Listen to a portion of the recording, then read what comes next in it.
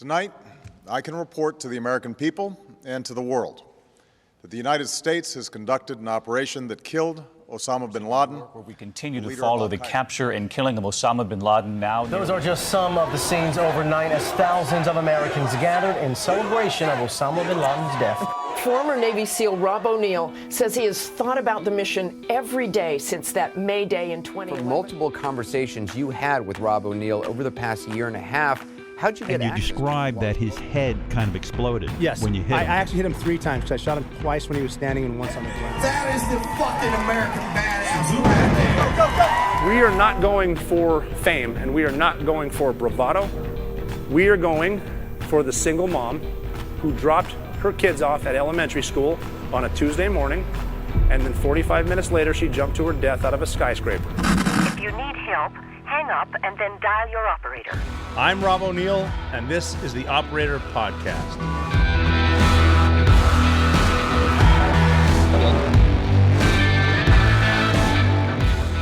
Welcome back to the Operator Podcast. I'm your host, former Navy SEAL Robert J. O'Neill. Today is going to be a really fun podcast, a very informative podcast, because you've heard me talk before about the human element of combat operations. Like when I talked about the Bin Laden raid, the flight in, the 90 minutes knowing you could die, but you're with your brothers. 90-minute flight out, well, 85-minute flight out. Other things, people that get shot, people who you kill, how it affected you. I've talked to people that it really affects them negatively. Some people really enjoyed it. It's a human element. It's yes, you're very, very sound operationally as a Navy SEAL. How's your home life? Is your home in order? Stuff like that. And I know it's applicable to, well, not just special operators, but everybody in the military. Leaving home, just saying goodbye to your kids. If you don't have kids, saying goodbye to your spouse, or even saying goodbye to your home. If you're a young Marine or something, it's tough to do that. And like Marines and soldiers, Air Force dudes driving around with the really dangerous jobs, they go over there for 13, 14, 15 months. But this is the human element. Jeff Nichols is a former SEAL Team 6 operator. I worked with him actually a long time at Red Squadron. You may have heard him if you don't follow him. Jeff CSCS on Instagram. That's him. Jeff Charlie Sierra. Good Instagram follow. He's a great follow. He's got a great following, and he puts out good stuff. He's like a human performance guy. He was always our human performance guy. I remember when he checked in, he was a West Coast guy, big dude. Ginger, handsome motherfucker. Man, when you guys find out how many gingers were getting kills over there, we're stealing souls, baby. On the Bin Laden raid, a lot of gingers got blast kills on that one, too. So Jeff was around. He checked in. He was there for what I think was the greatest summer, was my best summer operationally. I think everyone at SEAL Team 6, especially Red Squadron, because we took the gloves off in Kandahar. We were fighting the Taliban. We went to, I spent the best summer of my life in Iraq, summer of 2007. Holy crap. Talk about getting it the fuck on. Really, really good. He was on the jump for Richard Phillips. Interesting stories there because we all did that. We were all there. Everyone involved with that jump. I think it was almost 100 canopies, bunch of tandems. Commanding officer of SEAL Team 6 and the Command Master Chief showed up for that one last minute. I actually gave them their second JMPIs, Jump Master Personnel Inspections. I was the lead jumper for the Captain Phillips rescue. I was also a jump master, which means I'm giving them the inspections before they jump, thinking, the fuck is the CO and the CMC doing here? But it's, a rescue jump that no one really ever gets. It's going to look good in the old fitness report, the old fit rep. Got to get advanced. Master Chief's not going to get advanced too much unless he decides to go warrant, which he could. But they were there. Jeff was there on that jump and the what happened during it, because that was an odd situation. We jumped in after Captain Phillips not knowing what the fuck we were going to do. We didn't really have a plan. All we know is SEAL Team 6 had been rehearsing that package. SEAL Team 6 was designed to rescue American hostages at sea, but it had never been done. And it was commissioned by Richard Marcinko. SEAL Team 6 was in 1980. Never done it. We did it. First ones in 2009. On my birthday, Good Friday, April 10th, is when we got the call to go in there and jump. That was cool. Richard Marcinko founded SEAL Team 6. You won't find him in the museums. There's 2 museums now. One in Fort Pierce, Florida, one in San Diego. You don't find Richard Marcinko. Why is that? That should fucking change. A lot of things in the brotherhood should change. I personally would have loved to meet Richard Marcinko. since his counter-terror team ended up killing Osama bin Laden. It would have been nice to meet him. Can't do that, though. Too many fucking attitudes. Too much arrogance and too much jealousy. So, they always say know your heritage. Really? Well, you could know your heritage. If you let guys tell the other guys what to expect and learn. Because we were really good at SEAL Team 6 because when guys came back from combat, we immediately told the guys, if we didn't do a turnover mission with them overseas, when we got back to the beach, we made sure they knew everything Al-Qaeda was up to. We were really good about communicating that way, but that does change. I remember my first CO at Red Squadron, Wyman said, when we retire, if we all work together, we will be millionaires, but that'll never happen. I didn't understand it, but I'm going to talk. You know, what's an interesting part about this interview that I'm going to do. What's going to be really interesting is we're going to talk about his part of the raid to kill Osama bin Laden, because there was a lot more to that raid than just who pulled the trigger at the end. Which is just the end result of a lot of training. And not just us. We only trained for like 3 weeks. But he was there on the deployment right before. Crazy combat deployment stories. And then we got back, and then we got recalled. And he was on the recall in the room for the first brief where they said, we found a thing. And this is not a drill. You're going. We found a thing. This thing is in a house. This house is in a bowl. It's in a country. And you guys are going to go get this thing. And you're going to bring it back to us and show it to us. All right, what's the thing? Well, we can't tell you. Okay. What country? Can't tell you. What mountain range? Can't tell you. How we get in there? Can't tell you. So it'll be some good stories. We're going to get into all that today. I'm excited to have another Red Man on here, another SEAL Team 6 guy, because there's more to it than just what you read on the internet. So a lot of good stuff involved too. And I want to mention our sponsors of the show. And this is important too, because this has happened recently. I've talked about Stopbox Pro before. All about safety. This is key. Like, if you have kids in the house, I have kids, new kids, a family. Obviously, if you have a family, you're just at home and you want to protect it. There's stuff if you have a gun in your house, which you should to defend yourself. There's stuff you got to worry. For something as simple as a break-in to steal your watch, do you have a gun in the house? Is that out? Where do you keep it? I was hosting a little neighborhood thing at my house for football, and a dude came over and I had a gun laying out too. I'm like, well, I want it somewhere safe, it can be accessible, but in a new neighborhood, you're not necessarily sure if your neighbors need to see it right off the bat. But that's why I started using Stopbox Pro to safely store my firearms, and it's an absolute game changer. Storing a handgun safely shouldn't mean slowing yourself down when you actually need it. Because when you need it now. More options for, what are you going to lock it away, or just is it left out like I did with my neighbors? Stopbox is built for people who want real protection without giving up your speed or your control. And as a gunner, you should want that. If you're not a gunner, you really should be. But it's got a 5-button interface that's designed for muscle memory. And muscle memory is very important when you're in a high-intensity situation. If you want to do something well, do it 10,000 times. You want to be great, do it 100,000 times, muscle memory. But you can check your firearm safety and legally. Also, if you're flying, you can check it through TSA because it's TSA approved and it's made in the USA, so there's no tariffs. Stopbox Pro, I'm telling you, for a limited time, listeners of the Operator Podcast get 10% off at Stopbox when you use code TheOperator10, TheOperator10 at checkout. Head over to StopboxUSA.com. StopboxUSA.com. Use code TheOperator10. STOPBOX USA.com. The Operator 10 for 10% off your entire order. StopboxUSA.com. Operator 10. The Operator 10 is the code. The Operator 10. StopboxUSA.com. Get big savings. They're going to ask you how you heard about them. The Operator. Well, like I promised, here we are. Finally, well, not finally, but again, but finally, another Red Man is on here. Navy SEAL Jeff Nichols. How are you, buddy? I could be a whole lot worse for sure. So I'm good, man. I really appreciate it, man. It's been a long time trying to catch up with people. I know how busy life is, but like I really appreciate your time. And I've always we can get into the stories later, but I've always appreciated your friendship, man. Like you were, if whether you realize it or not, or remember, you were the first person that I met, I got introduced to when we, were getting through Green Team and get to meet everyone. And it's very different from the white side in the sense that like when you check into SEAL Team, whatever, you're just a stupid new guy. But when you get through Green Team, you're I guess at least my experience was we were welcomed in a lot better. So That's what I remember.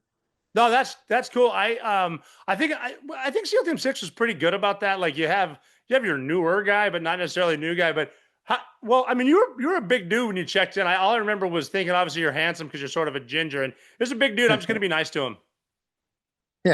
Yeah. No, I've overcompensated greatly with me growing up being a small child. So yeah, lots of tattoos and added some muscle now. So I guess the impression's good.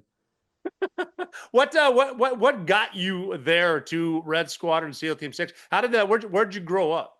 I know the answer, but I want to hear where you grew up. Yeah, I mean, I grew up in a really small town in Iowa. You know, less than 100 people on a dirt road. My mom still lives in that same house I grew up in. I grew up in a community that was very, very like known for its wrestling. Yes, the community it's Wilton, Iowa. You know, known it's still a wrestling juggernaut in the Midwest, and I grew up around that sort of life. But baseball was my love, and swimming and things like that, and wrestling certainly served as a purpose, you know, especially looking in hindsight, you know, that being a wrestler in the Midwest, being a wrestler in Iowa really made buds. Wasn't terribly concerned with it. I mean, yes, you kind of have those, you know, you don't really know what it's going to be, but from a physical preparation standpoint, I didn't really have any concerns. And that's largely because of community I grew up in. My family was amazing. And then the sports that I grew up playing were buds wasn't any harder than wrestling in Iowa. Wow. That's something to say. I remember I in Butte, Montana, I was not a wrestler, but we had a Butte High School won something 14, 15 state championships. And the ultimate goal for kids growing up in Butte, Montana was to go wrestle in Iowa. That's just badass. Yeah. So I'm still close with the coaches there now, Tom and Terry Brands. My best friend since childhood wrestled at Iowa. So did his brother. And that connection is really, you know, my high school had a bunch of guys that wrestled at Iowa from my high school. So that's real close to my heart, and big shout out. I guess the Hawkeyes didn't do so good last night against Penn State, but I still love to watch wrestling. What was the baseball aspect? What position did you play? I was a catcher. Yeah. So like in a place where wrestling is king, and I fell in love with baseball. And I think the technical side of baseball, you know, suited me in sport. The constant repetition of baseball. I loved practice. And I think when it came to the repetitious nature of buds or selection and green team, like it really was set up for me to succeed. You know, the way that it's structured. I don't mind repetition. I actually kind of thrive in it. Mm-hmm. And so baseball with wrestling and my community that I grew up in is like, and I went to college, and I was a strength coach in college before I came in the Navy.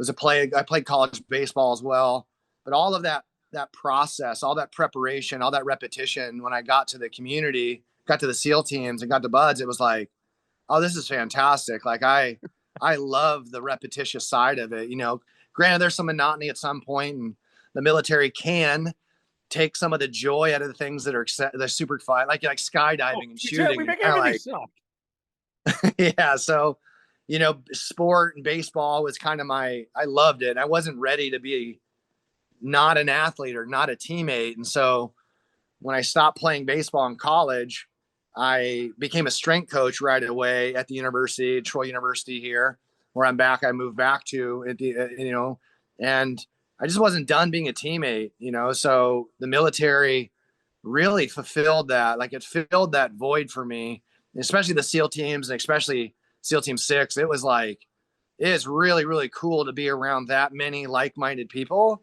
that were striving to achieve like real excellence. And it was what an experience, man. What a privilege. So I really love, in hindsight, especially looking back at it and having that privilege and that opportunity to do that. It was awesome.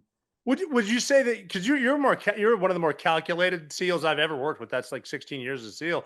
The process to go from success, obviously you play anything in college, that's a success. And I know you're everything nutrition, the human performance. What's the thought process of where I'm going to join? Everything from branch to officer versus enlisted. Yeah, I originally was an OCS. I got accepted to go OCS. And in that process, there was some simply put, there was some really poor communication on the OCS side, because Pensacola is only 2 hours from where I'm at right now, the university and where I live now. And so I was going down there, I did my OCS package, and it was just odd. And I actually backed out of it because they wanted to switch me into supply. Like, I'll go to supply, you get these big great numbers and you'll get. And so I had a friend of mine that went through Air Force ROTC here, and I hit her up and I was like, hey, this is what they're telling me. And they're like, no. Like, if you go supply, you're going to be a supply house for 6 years and you may not, like.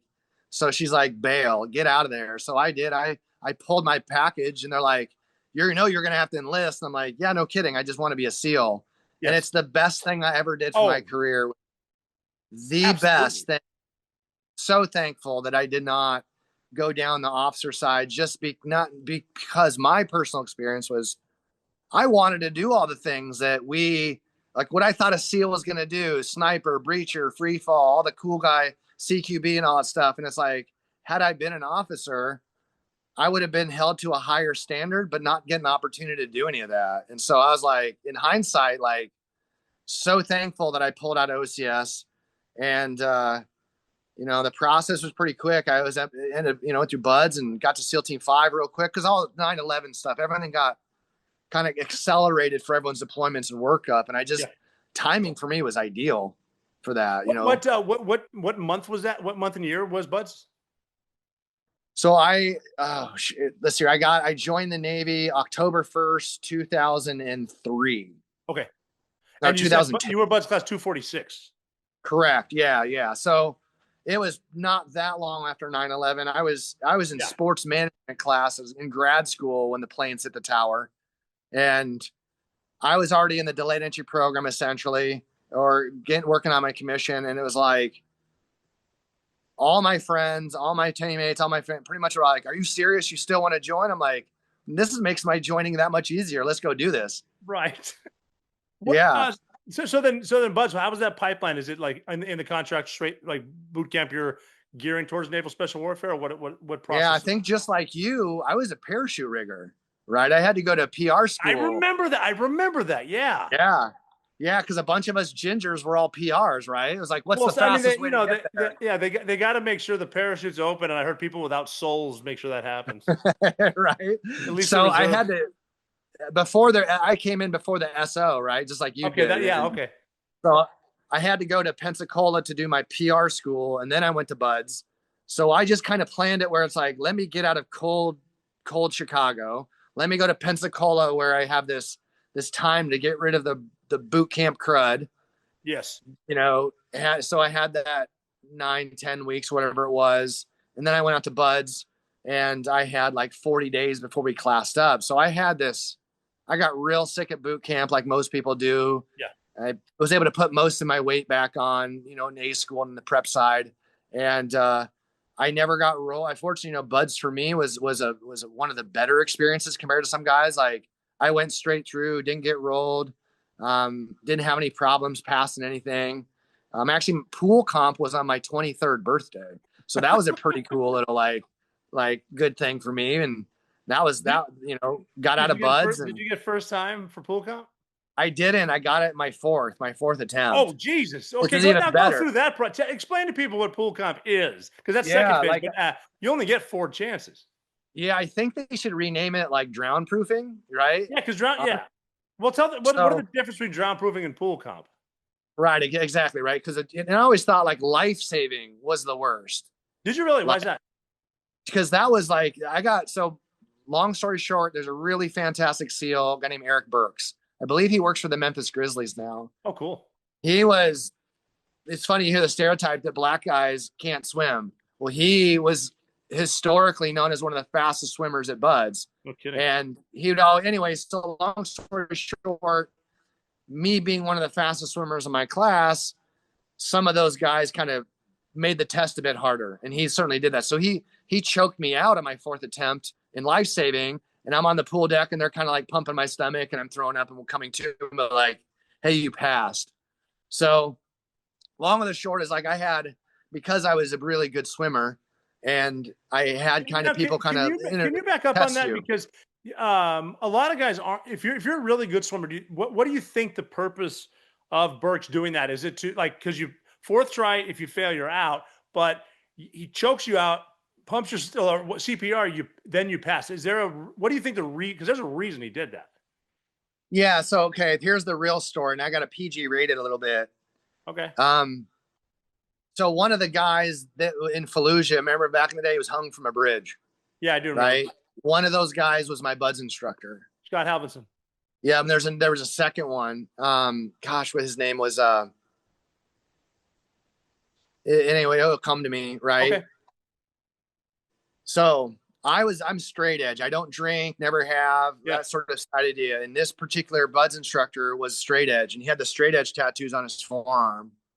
And we kind of hit it off, not like we were friends, but as a buds instructor, like, I guess I was identified, you know, like I was a big, strong guy, but I was athletic. And so they're testing me a lot of times in the water. Well, Eric being the best swimmer, and my swim times are so low, he'd always say, hey, if you can do the 2-mile swim in under 60 minutes as an instructor, I'll swim with you. And so I almost was getting under 60 minutes on the swim. And so it came to that's a fast swim. Yeah, I was super fast. Like I in 1996, I was in the entire Midwest. I was top 10 in the entire Midwest in 2 swim events. The 100 breast and the 50 free. I was real fast. Okay. Yeah, because that's so being from Montana, my plan was I'd start off slow and then I'd gradually taper off. No, I was real for a short guy. I could really swim fast, you know, like quite well. You're not a short guy, my ass. Well, I mean, 5'10", but like if you want to be a good swimmer, you got to be like 6'4" with like size 17 feet. Well, web feet. You know, I had big, strong legs and size 12 feet, so I could motor, but I just couldn't. And so here's the PG version. Sure. So it's my turn. I'm standing next to the pool for my 5th one, and the other buzz instructor grabs me and is like, all right, no, we're going to the tower. So he walked me to the 15-foot tower. And before there's that blind spot, and he pulled me aside. He goes, listen, I want you to stand on top of this 15-footer, and I want you to yell as loud as you can, you're my effing N-word to Eric. Yes, what? As loud as yes. And I was like, I ain't doing that. And he's like, you're going to do that or else. And I was like, well, what really could be? So I walked out on this tower, and I was like, he said, you have to yell, I own you, you effing N-word, as loud as I could. This might be the cruelest setup from a buzz instructor. Go ahead. Oh man. So I was like, you know what? I'll play the game. And it was set up because I was one of the better swimmers. I was at the end. It was like, you know, they make you play games. So I was like, I'll play along with the game.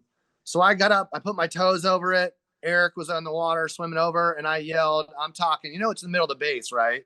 Oh yeah. I know where it is. I yelled as loud as I could. I own you, you effing N-word, as loud as I could.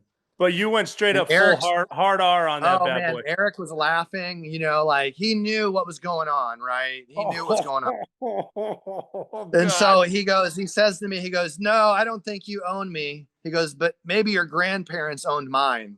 And he goes, and I go, and he looks at me and goes, his face went to joy, to like, all right, mother effer, let's do this. You ready? And I was like, oh. So I jump off, and it's the 5th one where that's the aggressive one. And I'm like expecting him to fight me the whole way. You know, they're like in a wetsuit and everything. Yeah. And I get him from like, he didn't fight me a bit until I was like 2 feet away from the wall. And then he looks at me, goes, ready? And I was like, oh shit. And I braced, and he grabbed my legs around his arms, and he put his triangle choke around my neck, his legs. And next thing I know, like I remember sinking, and then I'm on the pool deck, and they're pushing on my stomach, and I'm like throwing up. And he stands over me, and he puts his foot on my chest and goes, Nichols, pass. That was it. Yeah. So he put you in a triangle choke in the water, sinking. Yep. That's what I remember. Yeah. I'm dead serious. This might be the coolest buzz story I've ever heard. Just because of the mental, I'm going to fuck with you now. See if you have the acuity to pull this off. Then you're going to come fight me. Then you're going to get choked out. And just the manly, to me, it seems like approval to fight, you lose, but you fucking passed. That was awesome. Yeah. And so it's funny because Eric got after my first deployment, or maybe the second, he got attached to SEAL Team 5 as like their side of not the black side, but they were working on like, you know, and Eric is brilliant. I was gonna say like is. Wait. We have black sides of SEAL teams. Right. Well, I'm just saying like I know what you mean. It wasn't like, you know, like running, so, you know, so I know what you they mean. were trying to set that stuff up, and he was so brilliant, such a bright guy that he was part of that package or whatever you want to call it. But I remember working with him and like picking his brain, and one of those guys where they would say like, hey, sometimes your buds instructors you're going to be working with. So like, that's part of the process. And of course it is. He was certainly one of those guys that over my time at SEAL Team 5 was a great mentor, brilliant guy. So big shout out to him. Yeah, man. I can already tell just by that, that's just, I mean, life-saving. You don't really hear about stories about that. Yeah, that was mine. Yeah. No, that's incredible. The drown proofing is, just for people who don't know, drown proofing is when we get tied up, and then tied up, hands behind your back, feet together, thrown in the pool. Then that's like before Hell Week. Yeah. Then you were talking about pool comp and dive phase. So after Hell Week, can you explain what pool comp is and why yours was bad? Like was that on the 4th too? Yeah. So pool comp is the phase of open circuit. I think call it like OC8 now, open circuit 8, I think is what they call it now. But pool comp was where you have the dual hose open circuit sort of situation that is simulating getting tossed around in the surf zone, right? Like in shallow surf. That's what they say. Right. It's just a good excuse for the instructors to kind of put hands on you without putting hands on you, which I totally appreciate and respect. 100%. You know, they tie your hoses together, and the thing is, it's about, and I do get it. Like, it's a procedural thing. It's like, even if they set you up for failure, follow the procedures. And that's what ended up happening was like, if you deviate from the procedures at all, you're going to fail. And they sometimes it's on purpose. They set up for failure to see if you follow procedure over trying to do something stupid. And so that's what it was. My first 3 failures were just a slight deviation from probably what I don't really recall. But my 4th one, I felt like I failed, but they set me up totally. They put a whammy knot in my 4th one and couldn't really get it out. I went through other procedures, felt terrible. And when I got to the surface, they're like, Nichols pass. I was like, shit. I wasn't expecting it, you know, truthfully. Wow. So and that's a mind fuck the whole way, because, well, in my class, Friday you have 2. I failed the first 2. And we had the weekend to think about it. I remember I watched the movie Heat for the first time. That's how old I am. Didn't even pay attention. I'm thinking about knots. And Monday I passed the 3rd. But was that the case for you? Yeah. No. Ours it was a Friday. So it must have been a Thursday, Friday, because I didn't have to wait the weekend.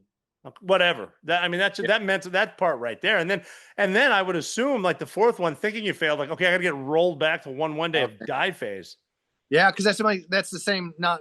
And we all know that getting rolled isn't the end of it. Because DJ was in my buds class, he got rolled from that, and we all know how that story worked out. Yeah. Super successful guy, you know, all the time. So it's like one of those things that you don't want to get rolled, but if you have that perseverance, it's like I would have endured it. Of course, you know.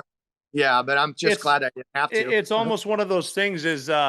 You can either learn from failure or you can quit from failure, and you know that's a shitty lesson. But I know plenty of dudes that failed pool comp and then made it through with their next class. We worked with a couple dudes I'm thinking of right now at Red Squad, and I failed pool comp in my class 208.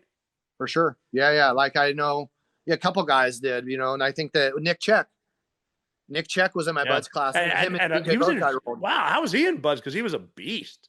Yeah, he was a stud. Like, and the thing is, like, it's just one of those things you see that, like, you know, DJ was the youngest guy in my buds class. And we're talking about DJ Shipley. Yeah, and then so Check was pretty young too as well. But like there's just some people leave an impression. I'm sorry. So you check Shipley were in the same class. Who else was in that class? Andy Arabito. So you guys are like a damn NBA All-Star team. Well, not NBA. I apologize for that. More of an All-Star wrestling team. Sorry about that. Right? Yeah. We had a couple guys. Will Chesney was in my buds class. Shit, another red man. Yeah, and so someone else, another. We have another one that was in red. That was in my buds class, and a couple guys from blue. 2 guys in blue. Wow, that's a stacked class, man. Yeah. So it you know, I think there was in total I think there was in total 6 of us that went to the command out of my graduating class. So it was a good, it was a good timing though. Like I think from a timing standpoint, our time of graduating buds, getting to the white side SEAL teams, and then having the opportunity to screen, it was that time where they did like back to back to back classes. Yes. And I got to benefit from that. When you graduate buds and then you go to Team 5. Now Team 5 had been turning and burning at that point, right? Right. Yeah. Yeah. So how did that go? Checking in Team 5. Yeah, it was, it was really good because also, I think that there's this, like, my impression is like when the world is involved in wars, it takes a little while to get like up to steam, right? I hit SEAL Team 5 after they had done some things, right? And like started working. And so I got to experience a little bit better my first deployment. My second deployment, we were in the same place. You were in red at the time. I was at SEAL Team 5, but we were on the same base. Essentially, we were in Ramadi. Yeah, I remember that. Yeah, we were. I flew in like an Advan from Al Assad over to Ramadi to. We were moving the entire squadron and ended up in Baku. But I remember running into you guys over there in Ramadi. Yeah. So that's So again, then that follow up, like the whole the Chris Kyle or Jocko deployment. My team replaced that team. So what was that? Because was that your second deployment, replacing Bruiser? It was, yeah. Our first deployment, I was the limo driver for the Prime Minister of Iraq. I got a babysit during that whole set up the government. As a new guy, I was the limo driver for Joffrey. What can you tell me what a day in the life of that is? That was weird. You're babysitting grown men. Like, it is weird, right? Like we had all these assets to protect all these dignitaries. We all wanted to do DAs. We wanted to be hanging out with the Polish Grom and Jenny Posey or whatever else doing DAs, which we got to do some. I learned a little bit about that later. Before I got to using hatchets, we used ball peen hammers. That was pretty cool. Wow. We learned that from the Grom. But point is I hit my timing, whether it was getting to babysit the Prime Minister of Iraq and kind of seeing that big picture political side. And then in our free time, we got to go to the zoo. We stayed out of the zoo or whatever, like where the Psalm Zoo. That's kind of where we were set up and get to run DAs out of there. But you're talking about the actual zoo. Oh, exactly. The little zoo. Right. And what was there? What'd you have there? That's where, that was just kind of, we tried to do some DAs out of there, but like, my first deployment was made me realize I had to get out of that place. Yeah. First of all, driving that dude around. Driving around the X all on your back, protecting a dude who couldn't give a fuck about you. Right. Yeah, like for the time, the most dangerous job in the whole world, right? No doubt. Being that. And so I got to have that kind of pseudo title of that. But I also realized, like, I ran into a former dev group guy that was stationed to us at the time. And I didn't know who Marcinko was. I never heard of it. I didn't know what dev group meant. I thought that SEAL Team 6 was actually a dissolved team. Yeah, well, yeah. We're not good at we always say know your heritage. We're not good at knowing our heritage at all. No. And so I met somebody because I was having basically I wouldn't say complaining as a new guy. I was just openly unfulfilled, and doing babysitting this guy, and it's like, someone's like, hey man, you ever thought about going to so-and-so? And I'm like, well, what's that? And he's like, oh, this is, dev group, SEAL Team 6. I was like, that's a real thing. And I'm like, how do I do this? And he's like, you got to go to your master chief and put in a chit to say you want to do this thing. And I stood up from that conversation and beelined it straight for the talk to go, no kidding. Where's my master chief? How do I get my name in this hat? Let's do this. Okay, it's time to listen up. I have mostly men that listen to my podcast, but some women. This is important for both because this is about Blue Chew. I've told you about it before. Fellas, you already know it is time. It's time to level up, and Blue Chew just dropped something crazy. I'm talking about next level championship belt gold-plated energy. Blue Chew Gold is the newest innovation from the #1 chewable ED brand. This ain't your grandpa's little blue pill. This is the 4-in-1 beast that's setting the gold standard for performance in the sack. We're talking 2 ingredients for blood flow to keep that rocket pumping, mixed with apomorphine and oxytocin to turn up the arousal and connection in your brain and in your body. And Bluetooth Gold dissolves under your tongue and works in as little as 15 minutes. That means you can get it on quicker than you can stay in the game longer as well, too. Elevation without hesitation. That is my new favorite. So all you guys, the next time you get a "you up" text or "hey stranger," Bluetooth's turning bedroom performance into an Olympic sport, and I want you to go for the gold. And we've got a special deal today for our listeners. Get 10% off of your first month at Blue Chew Gold with the code The Operator. So the code of Blue Chew Gold is The Operator. That is when you go to bluechew.com, BLUECHEW.com. Use code The Operator. 10% off your first month. So go to bluechew.com, visit, get all the details, the important safety information. And we do thank Blue Chew for sponsoring the show. And I need to tell you about Brunt Workwear. For some reason, people always, not always, but more often than not, they seem to neglect their feet.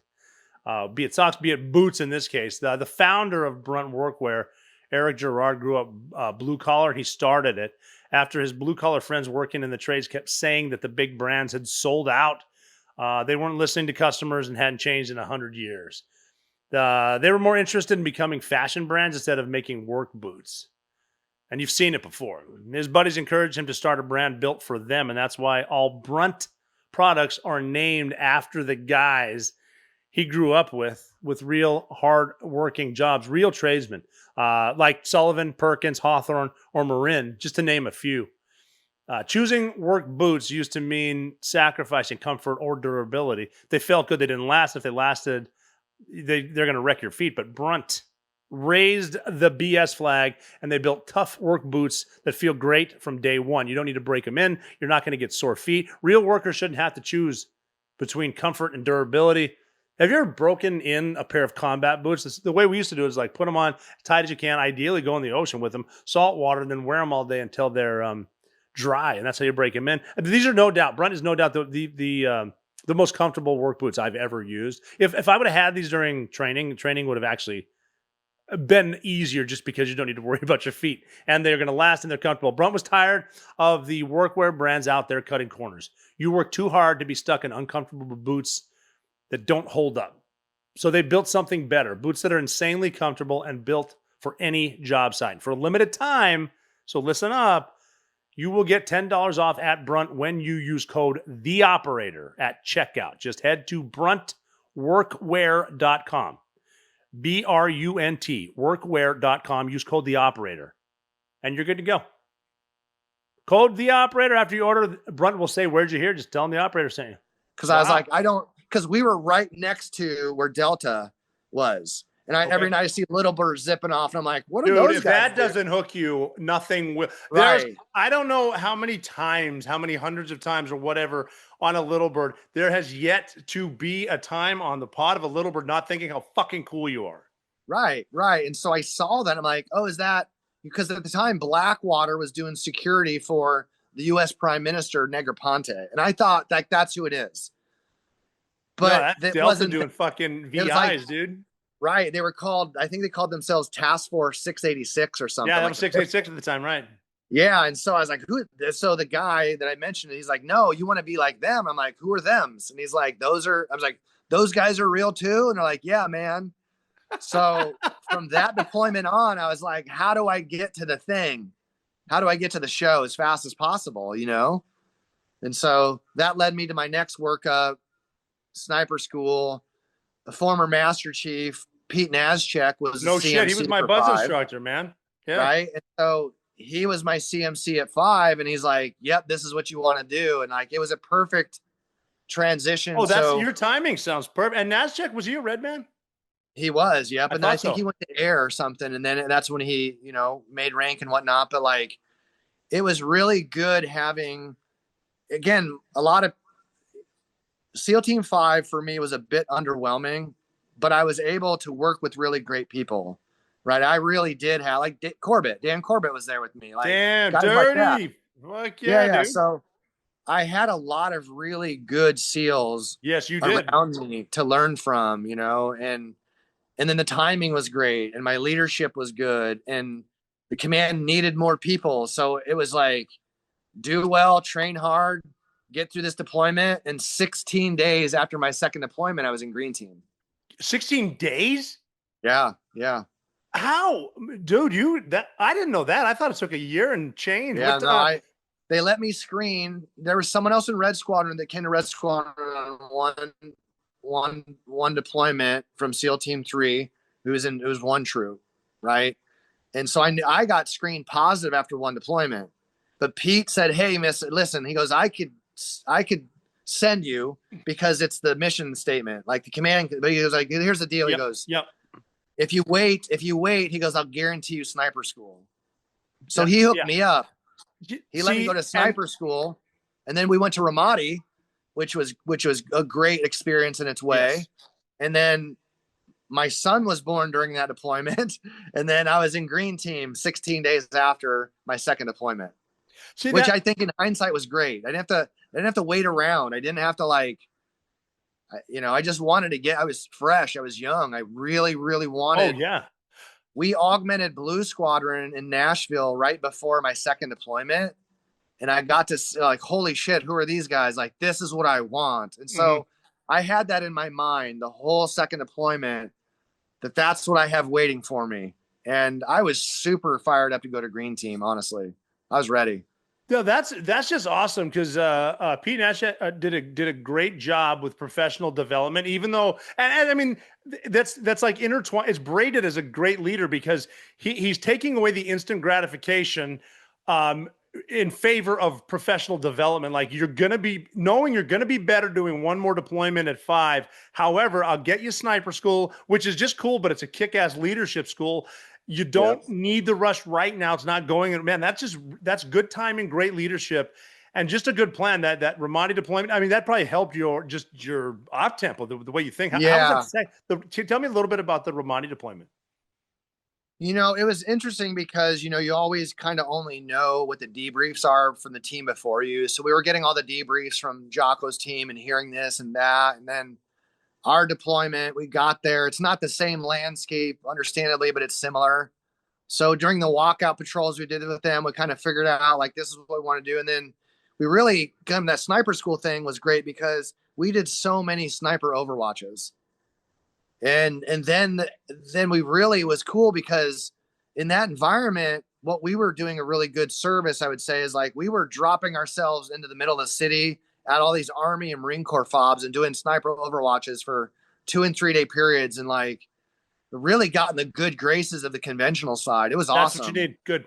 What now the Overwatch is that for SEAL direct actions or for infantry, Army, or spec ops or Marines, or what were you doing? For anything? It was like the Marines would come in and we were trying to push into the city. And so they would take over a school, bring in all the HESCOs and the armor, and we'd set up on the roof because they'd be setting this internal fob up for 2 or 3 days.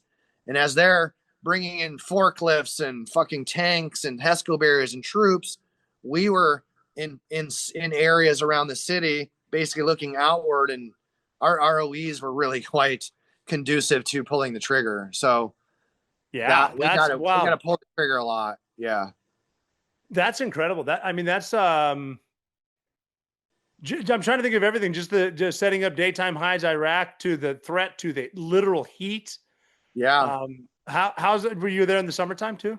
No, we were there October through December, and I fell in an open sewer once there. That was and it was cold and a smell that I can still, like it's a smell you can't unsmell.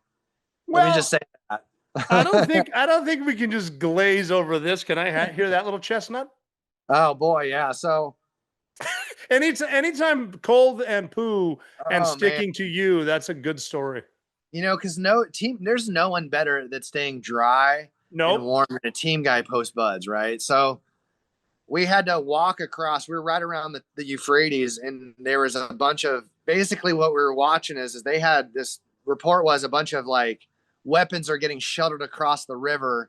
They had the underground ropes, and they had these makeshift dinghies that they were hand over hand, kind of like you see in Band of Brothers, the same situation. Bad guys were shuttling munitions and stuff. So we had to set up on buildings along the river. and these buildings were all hulked out. They were just concrete, no windows. Like it's just like construction. When we came to the city, construction stopped. But you know, in the winter, man, it can be chilly there. You know, the wind and whatnot. Oh yeah. So a lot of the construction, it was a wet season where it's like it's like the ground is like all that talcum powder, man. But it's mud. And so we're like, hey, instead of going around, I was like, well, shoot, I'll shuttle across this drainage pipe that basically was in between this ditch area where, like, when it rains real hard, the wash would go out into the river, but it was kind of dry a little bit, but it was mud and it was all, you know, runoff from the city, you know, like sewer. So I would like, oh, instead of going around and take my time, like I've got time, like, no, let me go across there. And so I can get the best side. And I'm walking across this thing and it's still slippery. And I fell right into it, man, just up to the neck and just shit, essentially, you know, poo water. What? So how does the rest of your night go?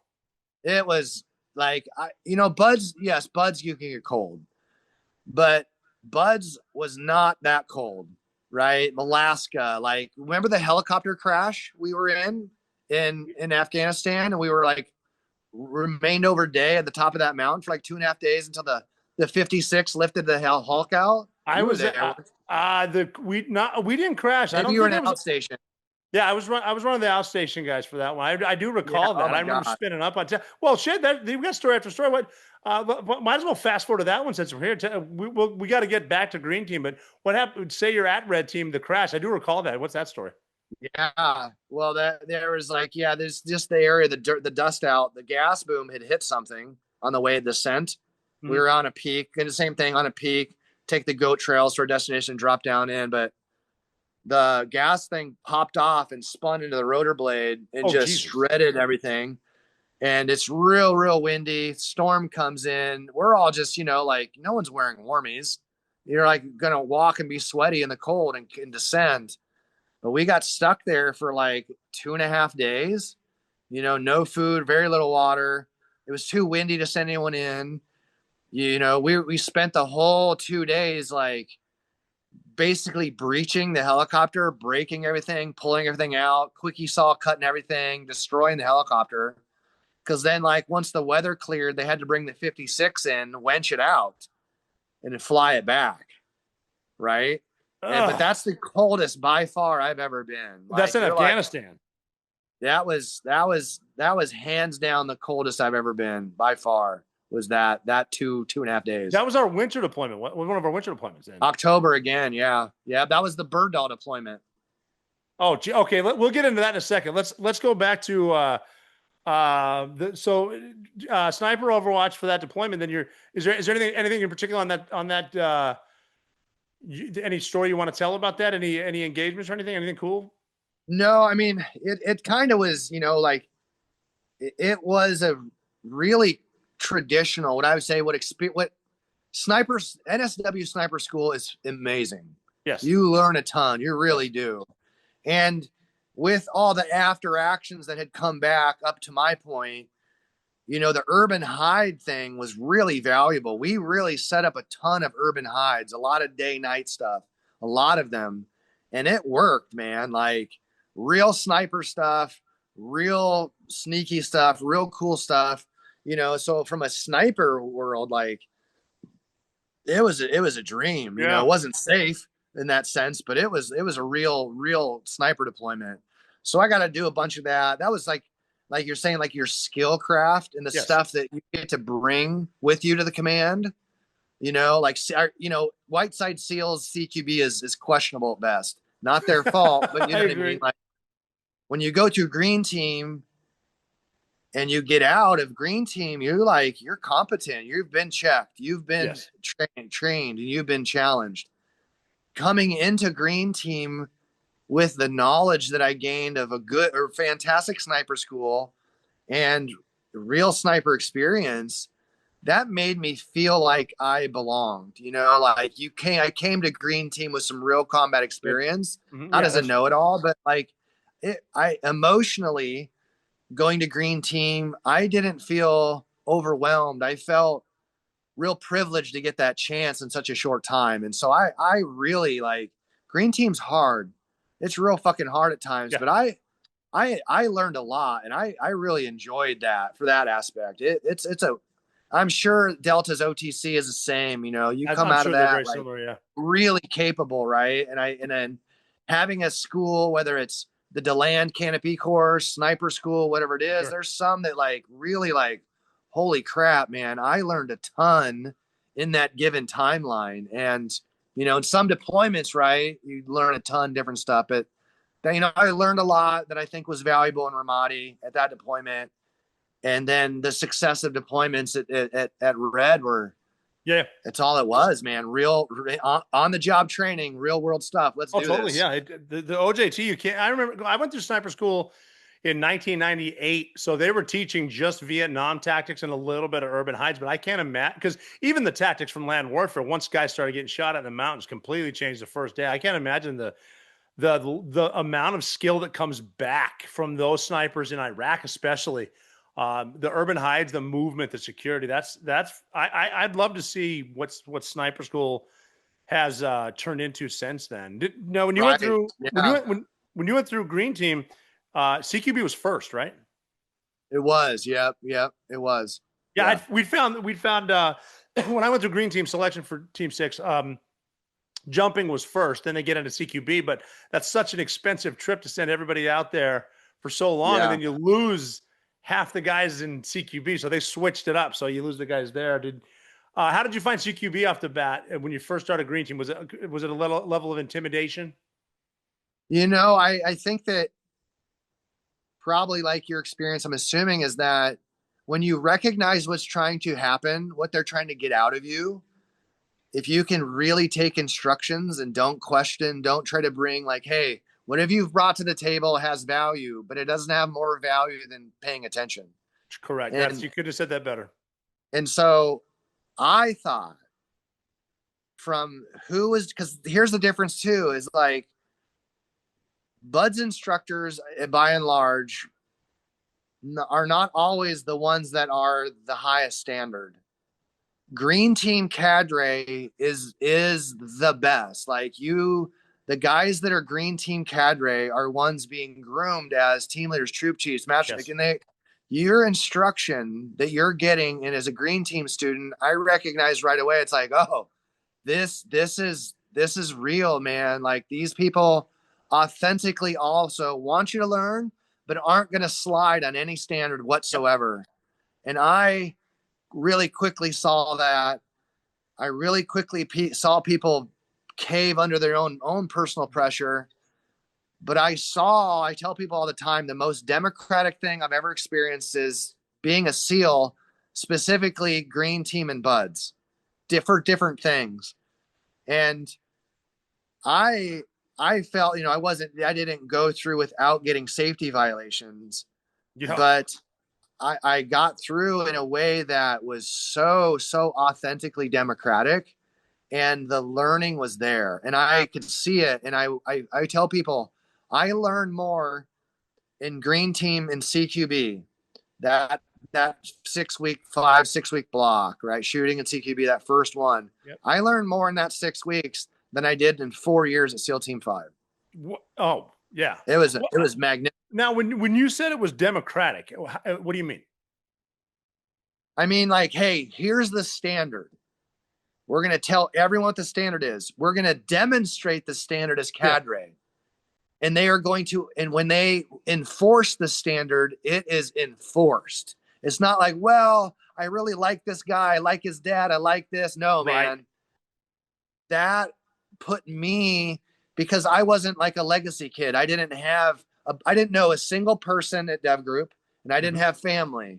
I didn't come from the East Coast where I knew a bunch of, I don't think there's an advantage there, but I liked the fact that nobody knew me. I liked the fact that I could create my own reputation. And then again, that's the whole our future story is like my reputation, whatever it is or wasn't, or whatever I hurt, was on me. Nobody at SEAL Team 6 from the time of Green Team to the time I left did anything to me to hurt my reputation. Anything that I did to hurt my reputation, I did.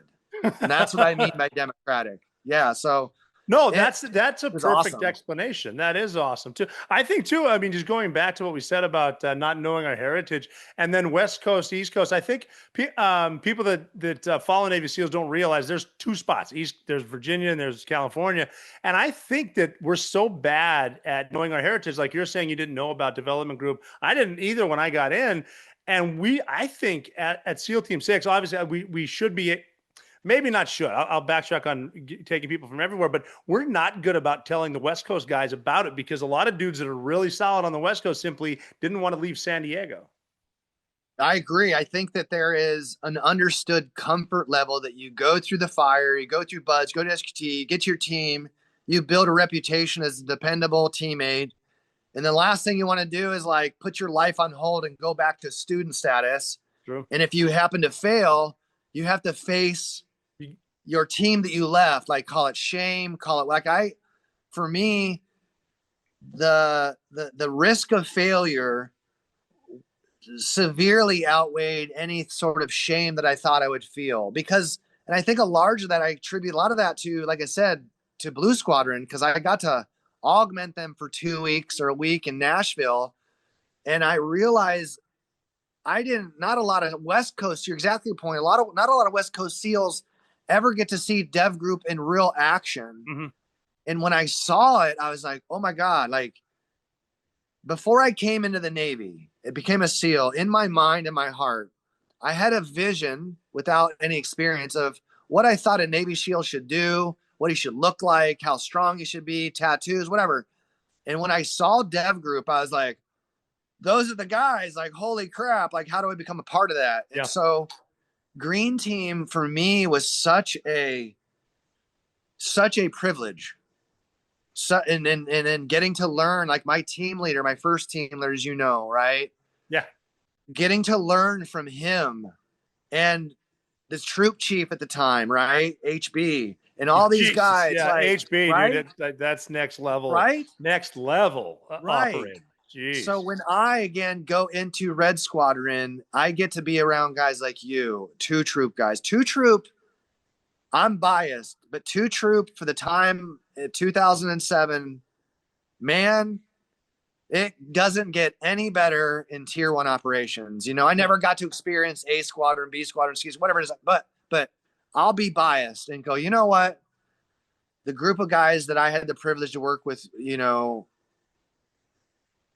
it's grace, man. Like I got so lucky to be around such good warriors that I'm so thankful that I get to look back and 07 had that privilege. 07 was probably the best summer of my life. We had guys split up. We had dudes in Iraq. We just got the green light from Scott Moore to hunt the Taliban. So red team's killing it down in Kandahar. I mean, we went out every night, and I remember a point in that deployment where if we only killed 11 people, it's like, why did we waste our time? And that's CQB kills. And then I get to have my daughter at the end of the summer, like go home for that. It's like that summer, man. Wow. Like it's almost, I think there were times where we would stop and say, everyone just take this in, because in the history of the SEAL teams, there has never been this operational tempo of straight up fucking killing combat. Yeah, man. Like really, like because you and I both got raised in the community by BUD/S instructors, SQT, and some team guys like, man, I've been in 20 years and never got to, and you and I had, and many others had the privilege of burnout. Like, that's exactly about that. Exactly, yeah. Like we had it so good that I emotionally and so many of us couldn't physically keep up. The burnout. I never thought of it that way. We did get, and every dude there in every squadron was getting after it. Yeah, man. And so I'm certain that the guys at CAG were experiencing the same stuff. And like, it all comes full circle now because our group of peers have a prominence in the world right now, whether it's social media, things like that. And I look across the board and I'm like, it's like the 85 Bears, man. It is. It is. Seriously. Yeah. Oh, that's, so, I mean, I have a ton of reverence for the experiences we had, you know, like it's such a blessing that we got to do that. Just think of the dudes that were there too. I mean, you just mentioned HB, and he was my troop chief on that 07 deployment. Yeah. And just the mental, just that name comes back, and the smile, and so I think I was with him one night. Someone asked him, "Hey, what's the hardest part about being a troop chief?" And he said, "Watching over you knuckleheads." And Yeah. and Rich Davini was the troop commander, and this is him saying, what when we asked him what was it like, and he's like, working with professional 8-year-olds, very, very professional 8-year-olds. Yeah. When you got us, it's like we were, you know, the Malinois are wild until you get them on target with their vest on, then they're laser light. And we're the same way. Dude, true. We're the same way. As soon as like we would be playing cards and being crazy and downtime, but as soon as that balloon went up, it's like kits on, comms check, let's do this, you know? Yeah. It was super fascinating.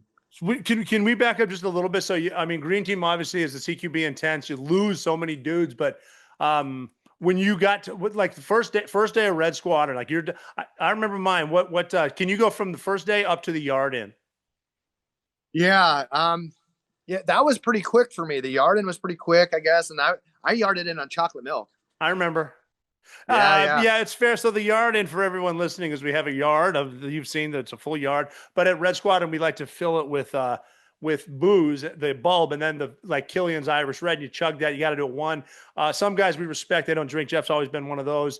And so we decided it'd be a better idea to chug a full gallon of fucking chocolate milk.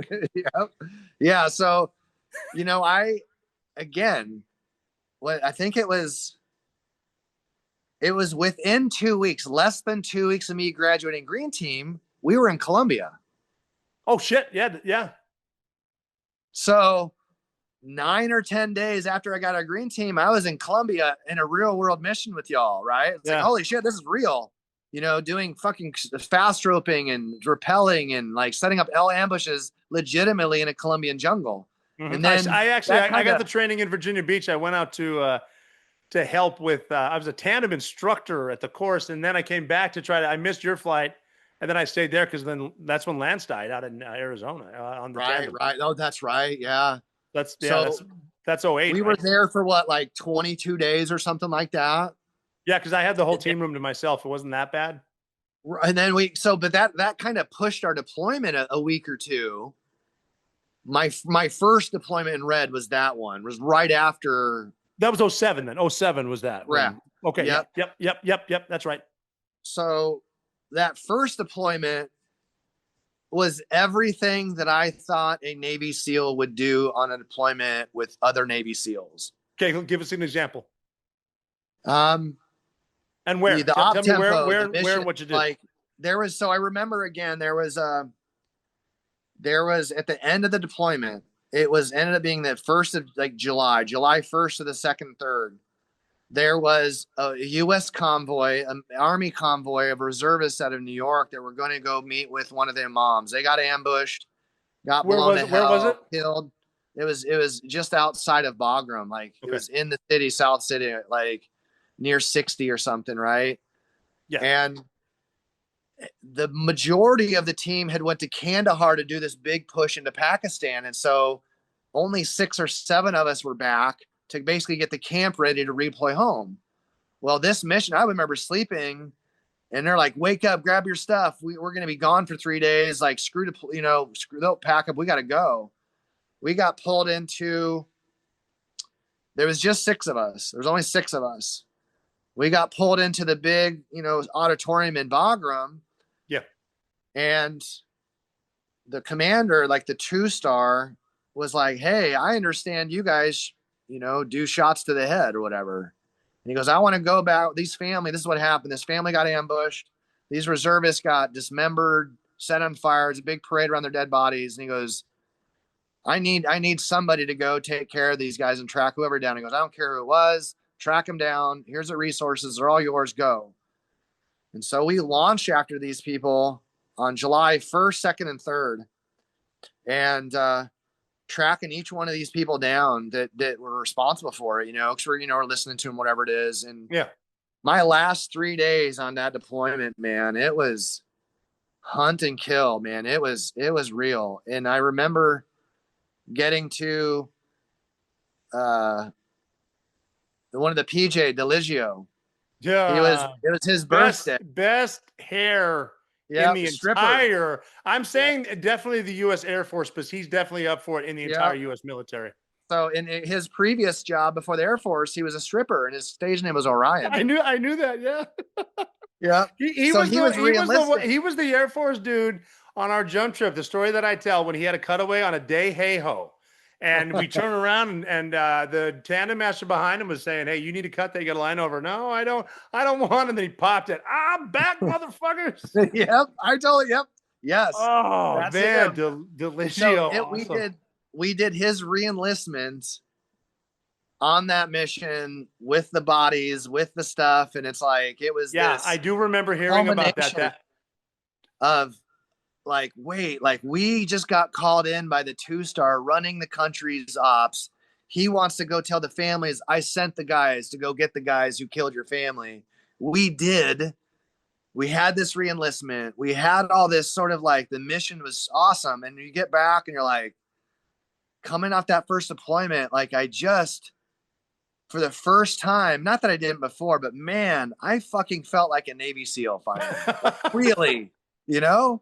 I remember hearing of some stuff about that re-enlistment. I think there were some details that, very unique re-enlistment. Yeah, dude, that summer there was that was a bloodbath.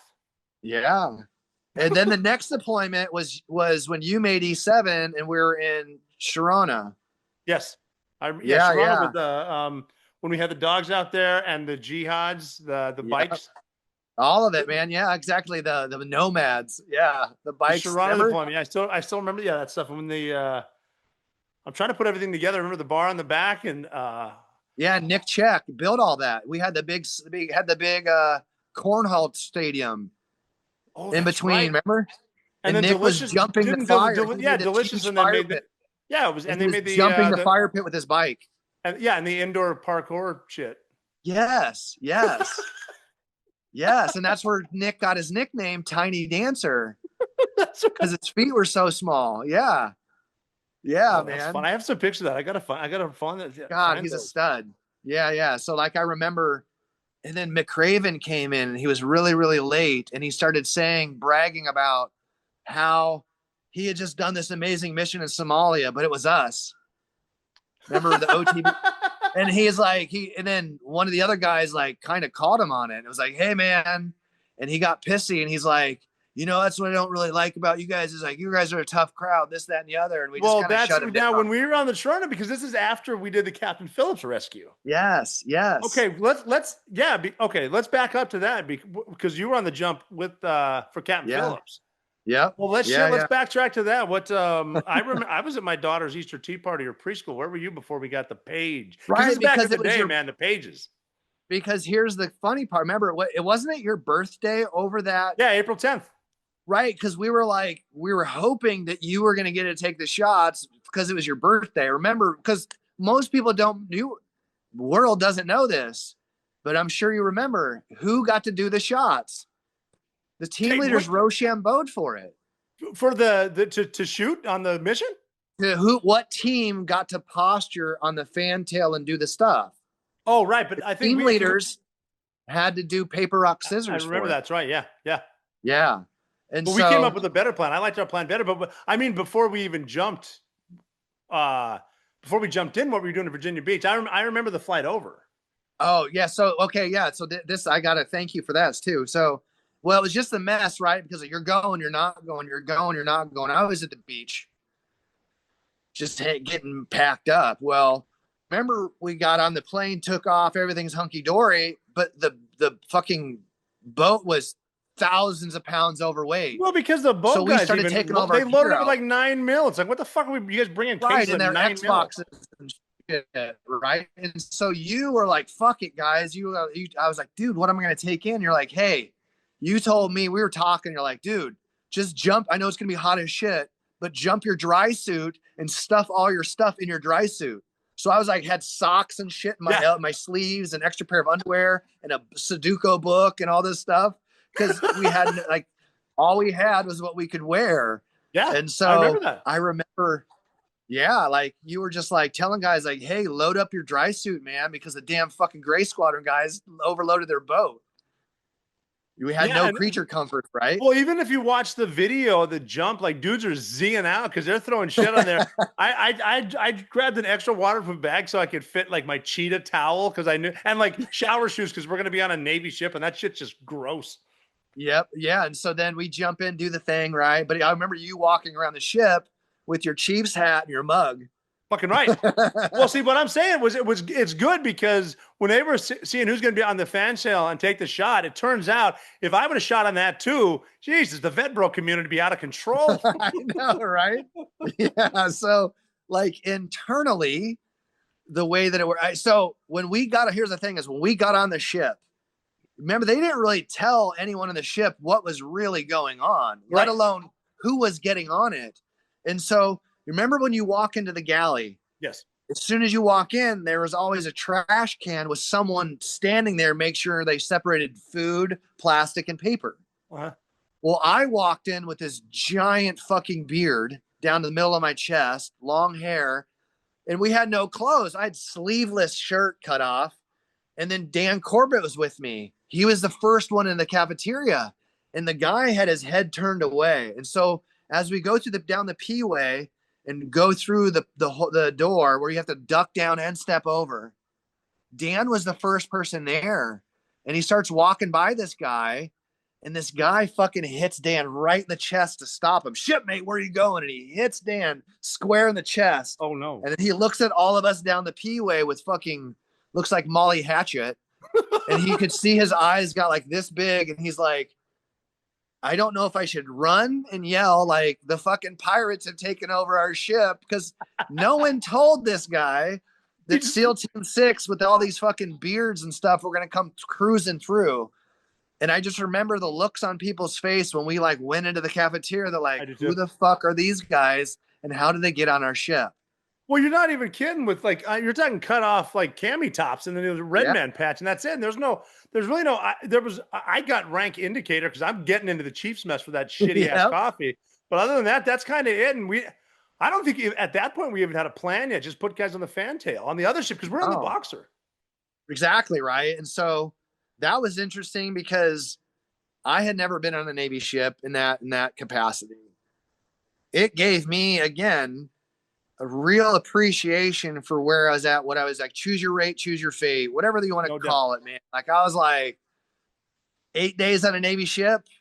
Fuck that. Like I'm being around you all, like it was, it's great, but like we couldn't all take the shots. We all couldn't do the thing. We all couldn't, but like the experience was, what I remember is when they got us all together, when the CEO of the ship was like, hey, could any of you guys come? Like all of a sudden we do the mission. A day later, everybody on the ship wants to be a Navy SEAL. So a bunch of us kind of got together to kind of like speak to the population. I was in that room. And I think I know where you're going. And can you please, because that was sort of a what the fuck moment for me too. When it was explained, because we had just, when it was explained what we do so eloquently, I'm like, holy shit, we're a bunch of fucking psychos. Tell that story, please. I'm going to sit back. So the person there was one of us of all the group that actually had been an actual BUD/S instructor. So he kind of led the conversation, but there's a few of us that kind of obviously were there. We were kind of just in there, and there's just slam full of people, and some decent questions were coming along that you would expect. But then you start getting questions that you're like, in the space that I work in now, you get good questions, and then you get like the fanboy questions, and then you get the questions. It's like, give me all the answers so I can see if it's worth my time, So this was one of those questions that you're like, really, dude? Like, and he just kept asking this question about like, well, like, what do you, what's it really like? How do you, like, what's this being a SEAL? Like trying to get this, like, I don't know, this very non-poignant question to get this answer. And the person, I won't use And his name. and just to reiterate, we are on a Navy ship. This team just rescued Richard Phillips. Every one of these SEAL Team 6 operators has killed a ton of people in combat. And now we're talking to sailors who have never seen combat. Sorry, go ahead. Yeah. And he wants to know. He wants to know what it's like to be a Navy SEAL. There was some PTSD because the bodies that were killed, some of the Fleet Navy was there to help take care of the dead bodies, and so there was like some real like, oh my God, that's cool. And then there's like, oh my God, that's super morbid. I can't handle it. So these questions are persisting, and it started to really frustrate the person doing the answering. Yes. And he says right away, his tone changed right away, as it does, as you know who I'm talking about. Yes, I do. And he's super chill until he's not. You know, that's why his nickname is Man Bear Pig. Half man, half bear, half pig. That's him. And one of my favorite humans is Seal. Like I no fucking doubt about it. One of the best. finest people I've ever met. Yes, yes. And he got frustrated, and all of us are like, "Watch this." Here we go. He gets into this guy. He goes, "Do you have any fucking idea what it is that we do?" The kid's like, its eyes as big as saucer. The CEO's in there like, "Oh my God, what's he gonna say?" He goes, "We do premeditated murder. That's what we do. We plan, we find, and we fucking kill. And if you're not okay with that, you shouldn't fucking do this job." And I'm paraphrasing for sure, but like it was a little bit longer. Poignant. He's like, "This is what we do, man. Like, we forgive the vernacular, but it's super factual. It's like, what is premeditated murder? It's I have every intent. I'm gonna plan, and I'm gonna execute my plan." And that's what special operations does super well. And he was trying to be polite about, he was not at all being scary or he wasn't even being condescending, really. He's just saying, here's what it is. Here it is, man. Like, if you're not hearing between the lines, let me lay it out for you. Precisely what he did. I love that shit, man. That's the fucking truth right there. This is what we do every night. It is premeditated because we plan it. We go there. And I even remember times like we were working for Delta colonels. They would say, you need to bring one guy back. Yeah, right. Like capture kill. I remember having arguments with going like, if you don't want us to kill everyone, you shouldn't put the word kill in the brief. Don't put kill anywhere in there. Mm-hmm. Don't put it in there. And so very abruptly after that question, the CEO of the ship was like, "All right, guys, thanks. Enough questions. We thank the guys for coming." It was just like the record player skipping, That was a moment of discomfort right there. That's pretty funny. Yeah.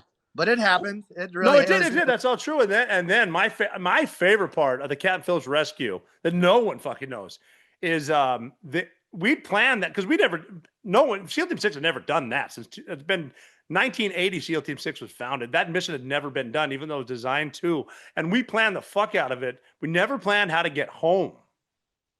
Right. Yeah. How did we get home? And then we got to spend some time in Qatar. Yes, we did. Which is where we had 2 Beer Tuesday or 2 Beer Nights, and Frank Sinatra came out, man. That's where I found out that Rob O'Neill fucking loves Sinatra and can actually sing. So that is, if you don't know that about Mr. Rob O'Neill, I can. If you want to be in his good graces, put on some, God, if I can don't even tell me that song that you love. It's, I know what it is. Son of a bitch. I can tell you right now if you'd like to know. Yes. Mac the Knife, baby. There it is. Yes. Yeah. Yes. Mac the Knife. That was actually Bobby Darin's version. That's what they had at karaoke in fucking Doha, Qatar during the goddamn global war on tourism. But that was funny, the 2 beer night, because as we do, you weren't a drinker, but we would find a way to get Army guys IDs. Yeah. And then like they said, they spread the word around the base that, hey, these aren't Navy SEALs. This is CID or they're NCIS, and they're asking you for ID so they can get your beers, and then you're getting busted. I remember I used the commanding officer, Scott Moore's ID to get 2 beers one night. Because I remember like we were there long enough because it was where R&R was at. The food was pretty good. Yeah. The entertainment was pretty decent. The pool was there was constant influx of new people for R&R, and we'd get friendly with some of the ladies that would coming through, and the guys. We kind of almost making friends with people that were there, and they'd be like, "Hey, when we got in brief for our R&R, they would warn us about you guys." Yeah, we were there that long. We were there way too long. So we were there a while. I mean, because Because I remember when we said we jumped with what can fit in your frisk suit. Because we got the per diem to go to the Oakley store, the fake Oakley store, like to shop in Tijuana. Yeah. Yes, and we're all of us wearing the same, like it was its own uniform, because none of us had clothes. None of us did, and no shoes or anything. Well, that was funny. They said that we were going to keep you over there for follow-ons. Like follow-ons, I don't even have deodorant. Right? Nothing. Like literally, I had I don't even think I had deodorant. Honestly, I had like 2 pair of underwear, a new change of shirt, a change of shorts. I brought a book. Yeah. And like toothpaste and a toothbrush, and that was all I jumped in basically. You know what Dirty told me that I think Dirty did. I didn't do it, but maybe he didn't. Someone told me that he kept the ripcord from the Captain Phillips jump. I sunk mine. I wish I would have kept that. I did not. Like in hindsight, right? Look at some things you kind of like nostalgically wish you would have kept. Mm-hmm. Like the only thing I really have from my time in Red is my helmet. I still have my helmet. That's about it. Yeah, I got a couple things. I got my body armor right behind me. Okay, yeah. I got my. In hindsight, I look back and maybe I wish I would have kept some things and whatnot. But like, didn't it seem like at the time though that wasn't important? Right. You truly, yeah. Like it was just that like I only knew you guys. I knew our families and I knew bartenders, and that was it. And everything was just normal. Like that was just it. Everyone goes overseas, kills people for 4 months, comes back, skydives at night, jump in the fucking wall locker that goes back to work and kills people. And the kids, the wife's got them. Yeah, now I don't mean this as a cliche. I mean it as a deep truth. The normal that we settled into as a life, it's still like, and that's why I enjoy, catching up with you and other people that understand this away. It's not even about like we reminisce about war stories.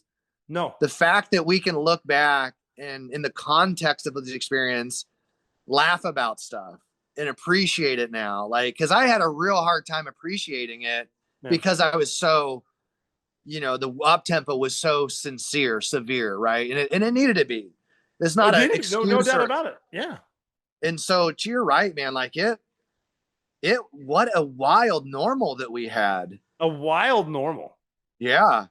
So, but I think that makes my life right now, like it enriches it so much because I have, and I didn't have it for so long, but I have so much gratitude for the experience, and it was a harsh opportunity, but like, God, dude, we got to fucking Navy SEAL. It was awesome. We did. We lived an op tempo that there are Navy SEALs before and after that would give anything to be able to. We were and a lot of that's just luck, timing. Didn't break my leg at Buds. Didn't fuck my back up too bad during jumps in green team. It just got in it. Just the timing was. We got a Navy SEAL. Yeah, and also there was enough time that preceded us before getting the command for both of us that the operational, the tactical side, when you graduated green team and I did, not that the squadrons were ever out of tempo, but they were in a full-on Bin Laden war tempo. Oh yeah. That we got to go like, this is how we really do it. And debriefs would come across, right? After actions. And it was like, when we were on standby or just doing CQB Monday through Wednesday, setting up the kill houses and the scenarios were like real world driven and only sometimes days old. It was awesome, man. We got to live it, man. We really did. It was insane too. Just the op tempo we were able to get from dudes coming back, forget this, they're watching, do this. And then even going back and forth with Delta, bringing in dudes from the SBS or the Australian SAS, guys that are fighting everywhere, just able to talk to each other, switch the tempo up. And I mean, I'm just thinking about it now. What a just fast paced time. And then for me anyway, because we did a deployment, and then you were on the original team before we knew it was Bin Laden, right? Yeah. Can you because we just finished a deployment, I think right around February of 11 or March. Yep. Yeah, that we had that long 152-day deployment because they were reorging JSOC's 4 troop. And so we were on the deployment that it got extended to 150 plus days. Mm-hmm. And we came back like right away, like within 48 hours, they're like, hey, we got to sign this non-disclosure, some of you, because we got this thing. We're like, oh, okay, whatever. Some of us kind of thought, well, this is a little out of character, but like, what could it really be? Because the first non-disclosure was basically like, you're signing non-disclosure to agree to not talk about some things. It wasn't even right. It was just like, hey, sign another non-disclosure. Like, well, whatever that means, sure, you know? Because they only took, as you know, only 3s and above, right? Yes. And yeah. Three meaning team leader, and then you go down. Team leader number 2 will be the next team leader 3. That's just to clarify that to people listening. Yeah. So they were only taking, you know, understandably the most seasoned, the most experienced, the most mature. And that's where I didn't fit in. I wasn't mature. So my immaturity stemming from my, you know, at that point I was really started getting to heavy into drug addiction, like especially pain meds and things like that for various reasons. But my social life, my personal life was really unhealthy. And, you know, tactically, operationally, pretty sound, you know, I had one mistake as a new guy in Portland. You know, I shot basically the Portland going into a bathroom with simunition. Yeah. Came to a bathroom and I muzzle struck and basically shot a mirror. And that was my blemish that understandably, even to this day, people want to like give me shit about. So it's good. It's a good reminder of like, you know, it's a cutthroat community and it needs to be, right? It totally is. You know, the Portland trip was actually, I ran that rut. That was my rut. Yeah. Okay. Right. So, you know, fast forwarding a little bit, you know, going through all those deployments, doing that stuff and running into, you know, my own personal life issues and things like, and they stemmed into the Bin Laden timeline. And that was crazy. Right. And so basically I was mature at the maturity point or development point where I was starting to run big trips. Well, that was the time that JSOC's like, SEALs got to get back to diving. So I got tasked with doing this big dive jungle trip. So I went to Thailand, Guam, and Hawaii to do advance to decide where we're going to do all this. Right. Yeah, of course. That's a big trip. You got to travel. And so that was a big JSOC funded thing that they're like, well, we can't nod you. And then there was somebody else, Mert, that was going to do the rut. And he got pulled off too as a 2. Yes, he did. And he and I were in I was my assistant team leader. And it was both of us kind of like, that was a real hard thing for me to accept emotionally.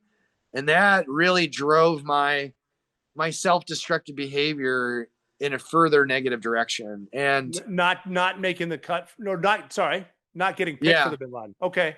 Because Yeah, I want to talk about that too. Because when we first started finding out the Bin Laden raid, that was the first that I saw when a lot of morale started to shift in the negative direction at that command. You know, I think that all of us that were at that command at that point, whether the senior guys or the younger guys, all we knew was the catalyst that got me into service, that solidified my want to be a SEAL, was the Twin Towers, right? That was a catalyst. And then the person, the face behind it, Bin Laden, the things like Zawahiri, all these things, it was like, we're driving to kill these assholes. Everything about it. Everything. Yeah, everything. And when the balloon went up to go actually do it, I think that maybe to your perspective, that morale shifted, not because of anything other than we all had so much emotion and we've been to so many funerals and things like that. I think that it wasn't so much there was a morale from a point of disdain. I think it was a point of morale that shifted because we all wanted a bite of that asshole. Fuck yeah. We all did, you know? And so when I was that close and I had worked my way up to that position, and me personally not getting the bus seat, and when you guys landed from the mission, I was living with Morgan Luttrell at the time, and divorce was getting finalized. I had my son it was like 11 o'clock at night. I brought my son to greet you guys when you got back. And like, I remember being in the C-17 and being like, I remember seeing you. I remember seeing you. Yeah. And like, what was that? I mean, the mood at that moment was really good. Yeah, right. It was. And it's like, and I think that there was like, it shifted. Like maybe the morale was disappointment at first. And then it's like anything else, like well, now he's dead. Like, what do we do now? Like, where are we at politically? Where am I at emotionally? Where am I at? Like, everyone, I think, had to ask those questions themselves.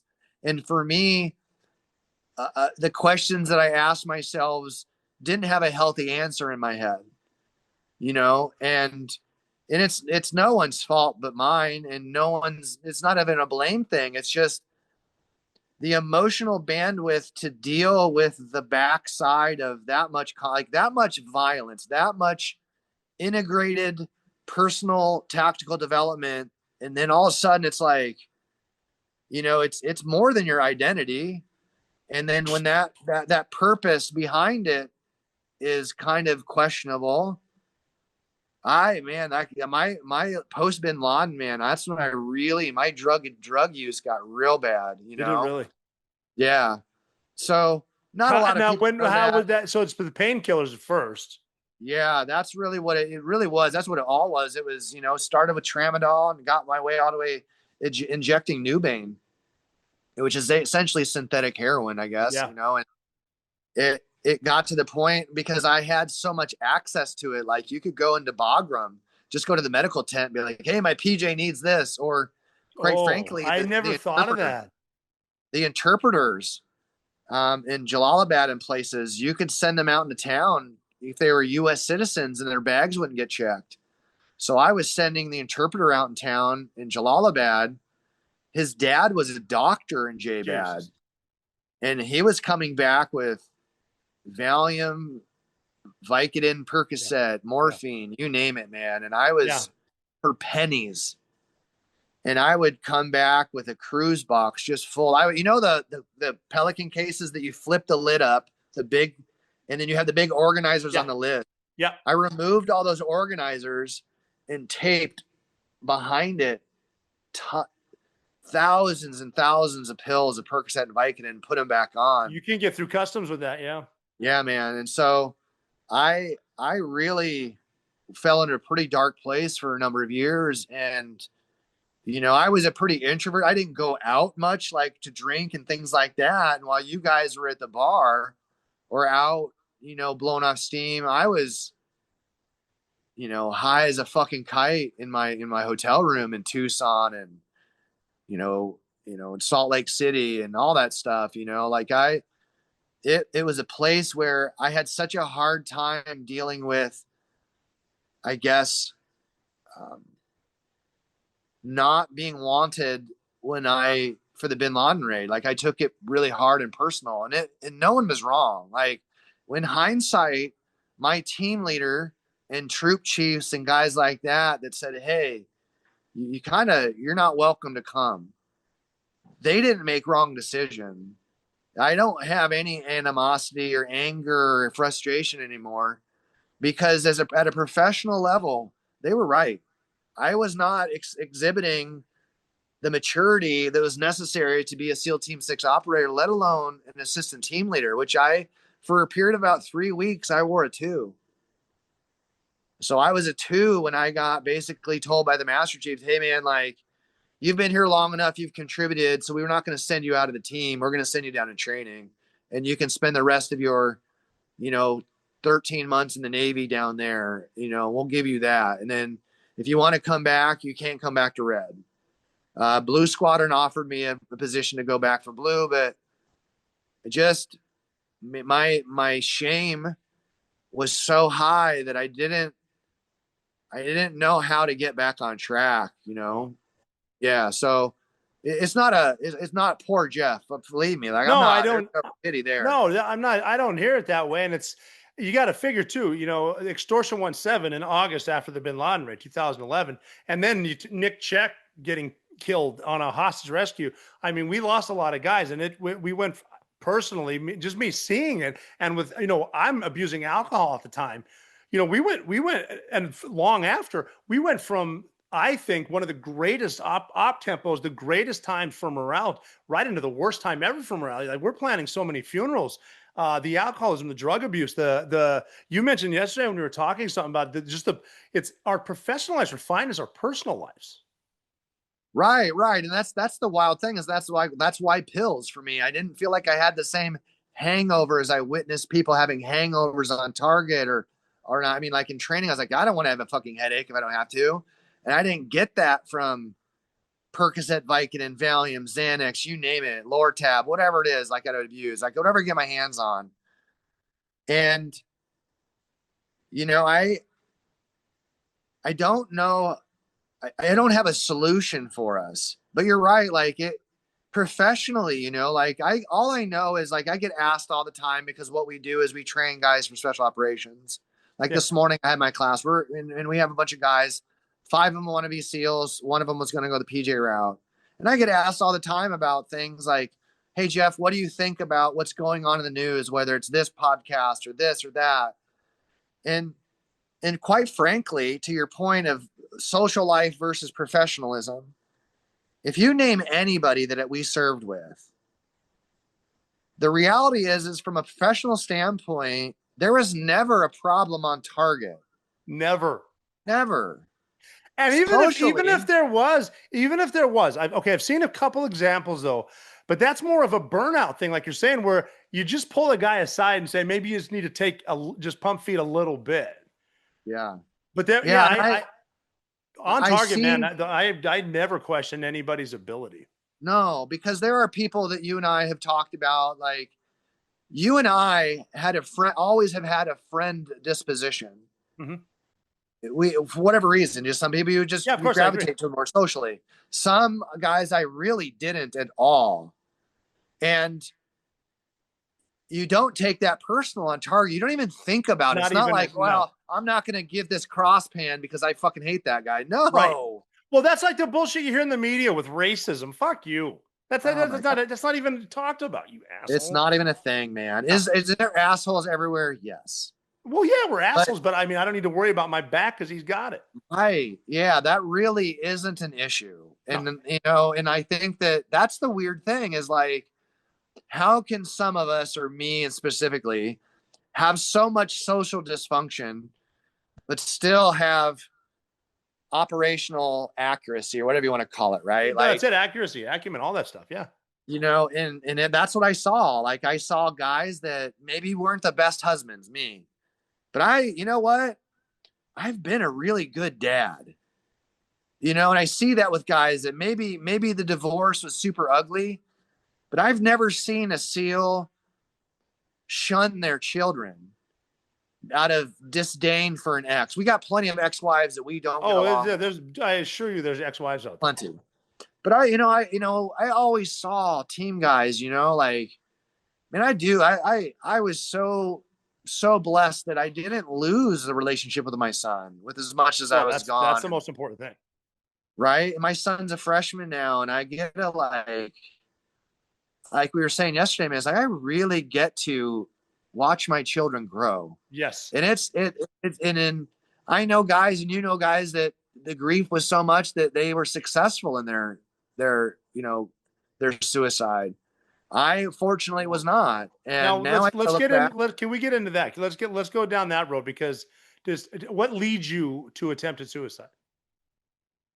Yeah, you know, it's my particular experience was I was out, and the transition for me, I didn't know. Like I put so much energy like you did into the job, into the life. And then when you get out, I still have all this energy, but I had a really hard time placing it. Mm-hmm. And then I right before I got out, I started dating a woman that was at the command, and she was amazing, you know, like amazing human. And I, for the first time, actually fell in love with somebody and saw myself like going, oh, I could do this, you know? But as my transition was less and less fulfilling for what I was trying to do for my job, you know, and I had a business that I was partnered with my team leader, you know, like rule, I don't go to business with friends anymore. Oh yeah. So yeah, I agree. That I emotionally was not equipped to be. I went into strength conditioning, training young athletes and having to deal with parents. And my years of combat and my lack of ability to have an inner monologue really came across very harsh to parents and young kids. Okay. You know, I wasn't training a college football team where I could say fuck all the time, but I was saying, you know, it's like, I really wasn't right. And so my business life with my business partner and previous team leader, I totally ransacked that. And when I stepped away from that business, my business was falling apart.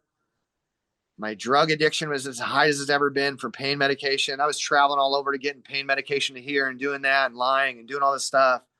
And frankly, I was getting, my infidelity was abundant. And when I got found out my infidelities by my ex, and I was engaged at the time,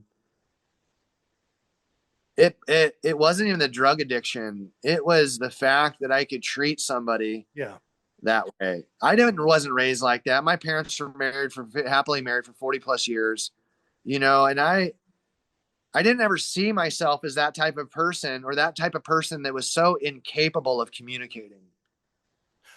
And what do you think? I mean, because again, going back to professionally, we were expert communicators. Why can't we with the significant others at the time? Yeah, I think that we're really, really good at objective behaviors. Do this, do what I say, don't question me, get it done. But subjectivity, compassion, kindness, love, I didn't relate with that. And when it comes to feelings and communicating, you can't just be like, I don't understand. Why don't you just calm the fuck down? I give you a roof over your head. I'm like all this objective rationale why you should just be docile and love me and deal with my bullshit. But I never learned how to be a good listener when it came to feelings. And so my drug addiction was so high that I was legitimately basically impotent, and I couldn't perform. I couldn't do these things and all these sort of things. And what I did instead was like, I'm going to go cheat on her. And the excitement of it was arousal. Right. And it was just really, really narcissistic, negative way of being. And when it all came to a head, all of my friends, understandably, civilians and formers, were like, that's enough, dude. Like, I can't be in the proximity of your blast radius. Wow. And my fiance broke her heart.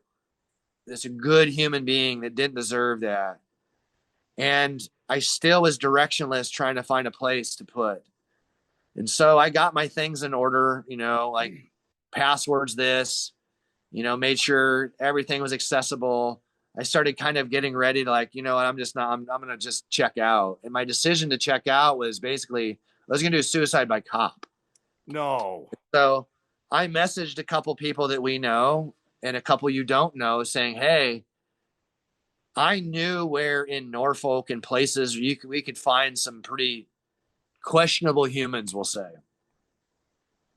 So I knew where to go. I knew this. I knew some guys and police officers here, and I kind of like, all right, this is what I'm going to do. I'm going to go kid up.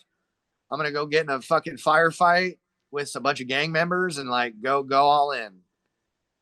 And so I messaged some people. I was like, hey man, I told them exactly what I was going to do in a text message, man. This is what's happening. And I loaded up my truck. I had a Tundra. I loaded my truck up full of guns and ammo.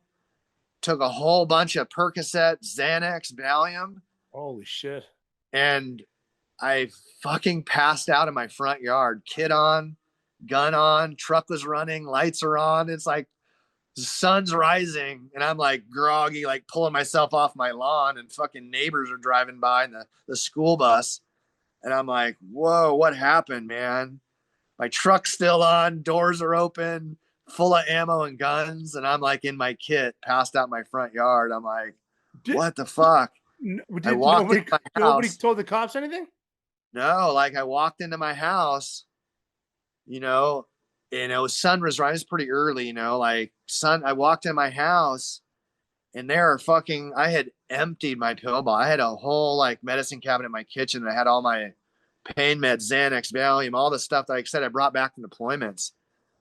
And I don't know how much I took, but you know, I'm 230, 240 pounds, you know, and I emptied bottles. I swallowed bottles full of pills, and I survived that, you know, and that was like the first of the two kind of not like almost attempts, right? And like I just couldn't get shit sorted, man. And then as my inability to communicate persisted, you know, I got back. I was visiting a friend in Florida. I was at spring training, you know, kind of hanging out with the Blue Jays and stuff. I was like, it's supposed to be a fun event. And I just remember just deciding like, you know, I'm coming home and I'm going to fucking do it again. I'm done, man. I'm checking out. So I came home that day saying it wasn't too long after that. Same thing, man. I just started popping pills, man. I'm like, I'm done. I'm just going to like stop my breathing. And I had a moment that I can't explain. I was in my bathroom and the sense of, I can only put it, God showed up. Yeah. And I got this glimpse, this eternal glimpse of despair of like, you don't need that. Don't want to hold on to that. And it kind of snapped me out of it a little bit, right? I kind of stayed awake, took a shower, trying to like, the pills were like real strong. I just kept moving. And then that week, a week or so later, I was training one of my fighters. I was training Andre Arlovsky. I was training, and a UFC fighter, and he was visiting. And Virginia Beach used to have some pretty good local fights, and you know, Mitch Aguar would fight at these events. And we went to one of this. Like I fucking brought Andre Arlovsky with me to a local fight. Yeah. Wow. And I kind of saw Mitch. Didn't really know Mitch at the time necessarily. And he came by the table to say hi, and we stayed for a little while. We left. Another week passed, and there was like a couple weeks passed, and there was another fight. And I went. I took my son, you know, and Mitch had a table out front, and smashing green stuff, this, that, and the other. And my son had met Mitch a few different times and always really spoke super highly of Mitch. Like I didn't know him. The sewing circle, the teams, people have their opinions, but I was like, of course they do. I'm going to formulate my own, right? Yeah, that's weird. So Mitch was right. I know Mitch was so nice and so kind and and we hit it off, man. And one day he's like, you know, I was in my living room, my kitchen of my house. He was over. And I was like, I was low, man. I was so fucking low. And I remember this big fucking strong Navy SEAL Mitch Aguar. It was in my kitchen. I remember we were talking just like we were, like, what's going on, man? Like, he didn't know me really for Adam, but he was so kind, and he came over one day. I don't even remember why, you know? And I remember dropping to my knees in my fucking my kitchen and just weeping. And he fucking grabbed onto me and just hugged me.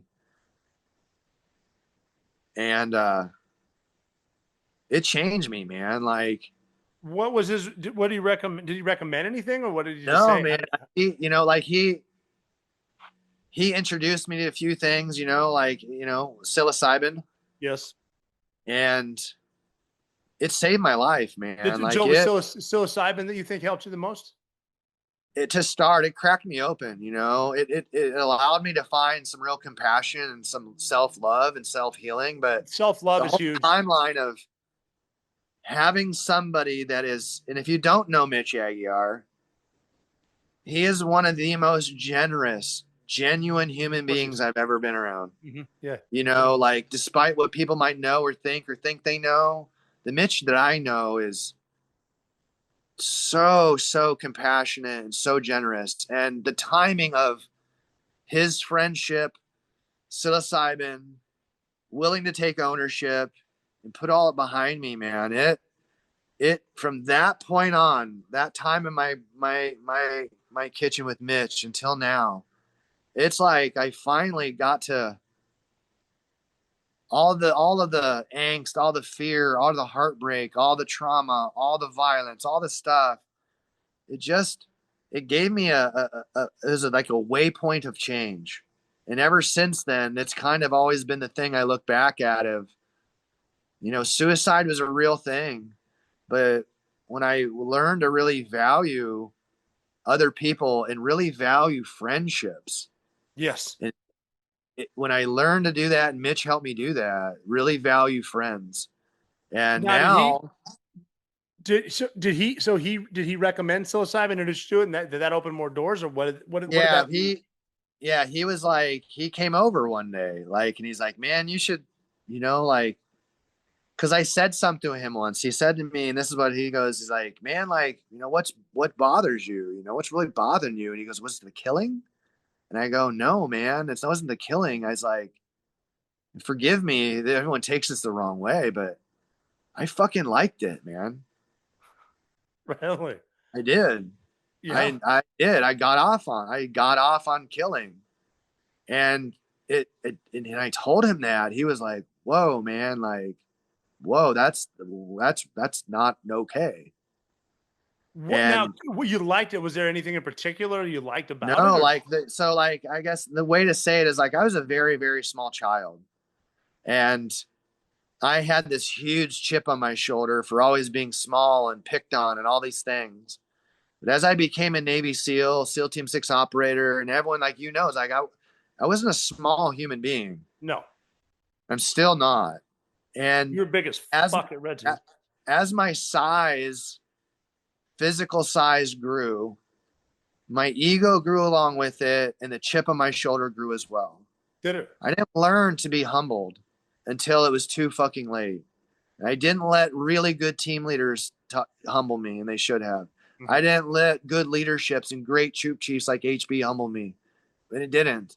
What humbled me was what I did to other people in a non-combat scenario, betraying someone's love and respect and those things. And when it made me unpack everything else, it made me unpack my friendships and my failures. It made me unpack religion. It made me unpack politics. It made me unpack all that stuff. And I wouldn't change it for anything. It wasn't a great time in my life, but for 8 months, man, I like blacked out all my mirrors. I didn't really leave my house except for to pick my son up. I had my food delivered to my house. I literally took grease pencils and covered all of the mirrors in my rooms. And I just shut myself in until I was ready, ready to like get back. And so the first thing I did after that 8 months of like mushrooms did it and it really helped. But like, I couldn't even go to a grocery store and have a conversation with the person checking me out. So I would literally go like to Food Line or CVS or whatever and like go buy something just to be the person checking me out, see if I could be a person. Be like, hey man, how are you today? Really? How you doing today? Hmm. And I started practicing communicating at the most basic level. And people like Mitch allowed me, helped create an environment where I could and not be judged. And then I started making really good friends again. And then I could reconnect with friends from back in high school and college. And then I met my fucking amazing wife. Mm-hmm. And I never, ever thought that I would ever get another chance to be in love, fall in love, or get the opportunity to communicate with somebody that knows everything about me. And that is refreshing. That is refreshing. Yeah. Having secrets from your wife, your significant other's probably, I think just for even on a almost like a selfish level, I don't have to worry about that shit because I'm out there. Here it is. Right. Like my wife knows everything. She knows about my infidelities. She knows about the hookers in the Philippines. She knows about my kills, my all the drug abuse, like all of it. She knows it all. Good. I had a really good therapist for over 3 years. My wife would come with me. She would be, there was never a point where I didn't expose myself. It didn't make it like I had a real hard time communicating for a long time, even after that, like, cause I felt she just would try to get to know me, and I felt like, you're intruding on me. Like, why do you want to know? And she's like, I'm just trying to fucking get to know you, you know? And yeah, I mean, the grease pencil, the mirrors is kind of that's a hermit style attribute. I think you're going to need some help with. I mean, not going to now, but getting into. Do you think so? Would you attribute that the relationships that were soured, is that still part of the post-traumatic stress of the whole environment, or that would happen if you didn't even join the Navy? You know, I think that it probably was in my character to, again, it's more of an ego thing. Like, I was so driven, achievement driven, next deployment, next rank, next school, and you kind of get blinded by your own sort of personal development, or I did. And so when it became, hey, you don't have all these deployments, schools, achievements to do, you have to go out into society and create your own. A lot of that I realized was that the relationships I had in the teams, girlfriends, not whatever it might be, they never really were developed, you know? And so I think that at some point in my life, a certain amount of severity of lack of communication probably would resurface, you know, because if it wasn't the SEAL teams, I was super focused on baseball as a child, you know? Yes. To make up for some of that not enough syndrome, whatever that was. But I think that the severity of our experiences, it's extreme. It's a necessary extreme to train that way, to be that way. And that extreme nature somehow convinced me that I didn't need to answer to anyone, you know, to the level of that people need to know you if they're going to marry or spend their life. So the extreme nature, even before the Bin Laden raid, we thought we were training for the most likely outcome, which would have been a nighttime hey-ho onto a mountaintop and onto a cliff. So we were training those high altitude, high opening jumps, and guys like you and Dirty were jumping the fucking wall lockers. Can you explain one of those? Because to jump out of a plane, we'll just call it 18,500 feet at night with full gear. Even though you're in Arizona, there's a little bit of what we call a pucker factor. What the shit you were jumping? Explain what you were doing and why, just for training jumps. Also during this extreme operational tempo, going to war every fucking few months. Yeah, right. It's just your normal is kind of skewed because you're jumping like, you know, 15, 17 foot long painter's pole that extend to 35 feet. We were jumping the little giant, the land that folds out and extends to 30 feet. So how are we going to strap this thing to my legs or belly? You know, doing side door exits with that sucker out of a C-17. Side door exit of C-17 with a jet blast. You got your ruck, your gun, a fucking ladder, another ladder, a machine gun. What I mean, because I remember giving Jumpmaster personnel inspection to guys like you and Dirty and looking at you guys, first of all, thinking, what the fuck are you thinking? Second of all, what the fuck am I checking? I'm going to make sure you're not going to fall out of this. I can't guarantee anything's coming off your back. Yeah.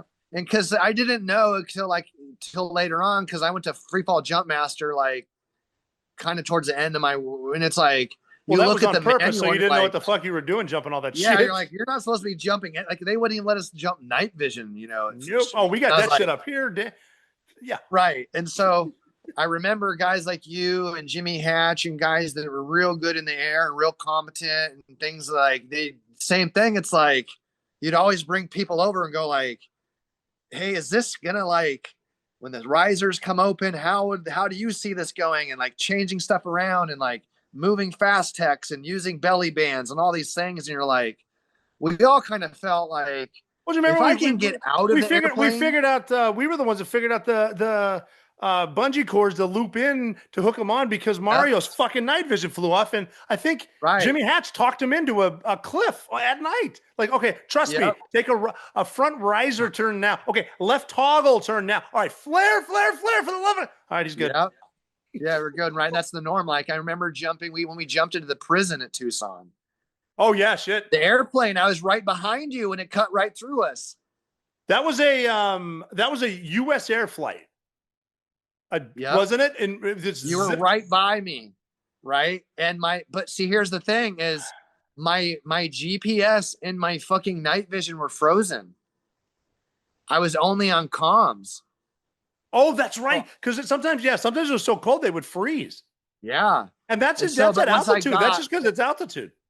Right. And so when I got down to like 8,000, they came back on. But like all this stuff, right? You just it's normal, we'll say. I don't know why, but you kind of write it off as, well, that's normal. Like, and you debrief it at the end, like, that's exactly how it's supposed to go. Yeah.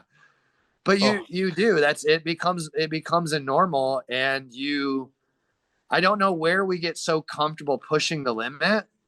Well, you push the shit on the limit though. You just do, and I'm sure that people are still doing it where they're, where we did it. I'm sure they are. Well, even with internal door charges, the CQB every single day, bam, bam, like this is bouncing off of you. Like, this is crushing your brain, and this is normal. This is just a normal thing. And then we get a little bit nuts. But do you think overall the psychedelics helped you? Will you always do stuff like that for healing? How do you feel right now? I feel awesome. Yeah, I've been through a couple of psychedelic treatments, from ibogaine, 5-MeO DMT, psilocybin. I've done a few, spaced them out over years. But the reality is that I experienced, probably like what a lot of people did, was the first psychedelic experiences were, they had a moment where they should go, okay, like, what was that? Like, I'm going to unpack some stuff. But then after a couple months, couple weeks, you're like, whoa, like, I'm still feeling pretty low. Like, and it's a big comparison. Yes. And the whole challenge was like, how do I keep on top of that emotion? And that's where when I met my wife, she teaches meditation. Oh, cool. And all the aftercare that, they talk about for us, right? The aftercare is huge. It's everything. And so going through to Mexico and having that experience as a third, so I'd done psilocybin twice, and then I did ibogaine and 5-MeO. It was after that one where my wife, being the meditation practitioner, put me on track for that. And since then, my practice has been not to I'm an advocate of using psychedelics, but meditation is the thing that keeps me in real peace. Like, be still and know that I am. Like, that's the compulsion that I have. The same vigilant compulsion I had to be a SEAL, the same vigilant compulsion that gave me the behavior of addiction. I've just switched that behavior of addiction into non-self-destructive stuff, stemming into my diet, meditation, and my training, right? My spiritual side. So now I feel I haven't been this full of joy since I was 12. Wow, that makes me feel so. I'm so happy to hear you say that. That is awesome. Yeah, I feel great, man. I really do. For almost 48 years old, I feel fucking awesome. What did you think? Ibogaine for me is the most beneficial, but 5-MeO is by far the most intense. What was your experience with 5-MeO DMT? Man, they have both. I've done it twice, and they both were just basically almost mirrors of one another in terms of it. You don't have any sense of timeline, right? Oh, not at all. What I do remember about it was that, if I can put this into words in some sort of way, if there is an opportunity to totally encapsulate all goodness, all joy, all love into a sensation that is four-dimensional, like you can feel it, you can smell it, you can breathe it, but you can sense it. Like, it's like intuitive. And when you are in the 5-MeO DMT experience, when you get through the turbulence, which there is some turbulence, boy. Yes, there is. When you get out of that turbulence, it's what they say, the kingdom of heaven is inside of you. It's not a Christian. Precisely.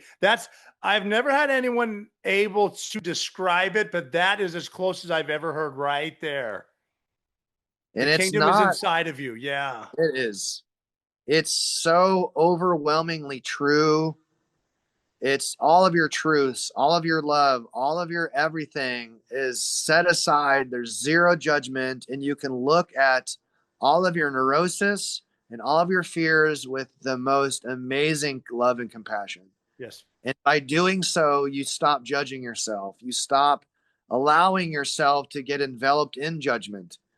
And when you come out of that, if you have the right people in place, and when I know that the organizations that we've gone through have that right practice after medicine, and that's where who knew, man? Like by the grace of God, my wife is that, and I get to come home to a person that does that, that is that lives it, that embodies it, and to be able to extend that experience into my daily life when I'm on the lawnmower or I'm brushing my teeth or whatever it is, like I can stay in that place of love. Now I can get triggered and things like that and whatnot. But it's pretty hard to get triggered on a 28-acre farm in Alabama when you're isn't that the by no one. Best. So, you know, it's not, I'm not fixed, but I'm not broken. I love the process. Like you said earlier, I love to practice baseball. I love to practice shooting. You know what I love to practice is calming the fuck down. Wow. I love it. Love it. So I love that becomes the work. You know, my addiction is a behavior thing. I'm not an addict. I'm just a behavior asshole. Like if I don't behave right, it comes out as drugs, women, bad behavior, violence. When I'm acting right, my behavior is in alignment with my true sense of who I am. I have joy. I have peace. I have all these subjective things that I never respected in other people. And I get to live that all the time. And I get to be in a subjective state of mind. Yeah. Not judge. I just don't care, man. I don't care about other people's drama. Just don't. That's so refreshing to just, yeah, it's like the whole, whatever you think of me is none of my business. That's fine. No, I just tell people, it's like, hey man, go ahead and judge me. It's way easier than me trying to explain to you where I'm at. Yeah, I love that. That's brilliant too. And just I'm in the art of calming the fuck down. Yep. That is so good. That is so good, man. I mean, I just the explanation of the healing afterward. That's wonderful. Where can I mean, not exactly where to find you, because I don't want your piece to leave. What would you like people to know about you? I know you're into the performance. You're big into human performance. What are you doing right now? Where should people follow you, or do you want them to follow you? Yeah, I mean, I guess like everyone else, we kind of got some social media. Instagram is what I'm most active on. It's like I call that's my bulletin board. Like I don't treat it as something that is innately like, it's not my identity. I play a role. Like I play fine. Jeff Nichols, Navy SEAL, and I love to coach. I love it. It's great. Yeah, you've always been a coach. Even when you were a student, you were like a student acting as a coach. Like, let me take this on board so I know how I can help. Shit like that. Like, you were always really good. I'm not kissing your ass because you're still bigger than me. Just letting you know that. But what is your Instagram handle? I'm going to put it on here, but just tell me so that people know, they hear it right now. Yeah, it's Jeff CSCS. Yeah, it stands for I guess Certified Strength and Conditioning Specialist, if you will. But I've always had that handle. You know, our website is performancefirstus.com. It's on our YouTube as well. It's like, the idea is like, if we can coach people in person, that's what we do. That's why in our gym behind me, that's what we train people in special operations. You can't train with us in person. Our Instagram is a place where it's like our bulletin board for advertisement for classes and courses. We have our website that obviously we sell our programs and things. But then our YouTube is the place where we have a whole bunch of videos on there that allows people to say, hey, here's a demonstration. This is what we expect. We're trying to use social media in a way that, what's the best way we can coach people if we're not in person? Here's a bunch of ways to do it. And my wife is really the genius. I'm kind of the person in front of the camera. She makes everything happen. You know that she's the boss, just like your wife. I don't think I wasn't watching when you guys were setting this whole thing up too. And let's be honest. I had people help me with my knee. I know us both. Although great looking, we're not that fucking smart.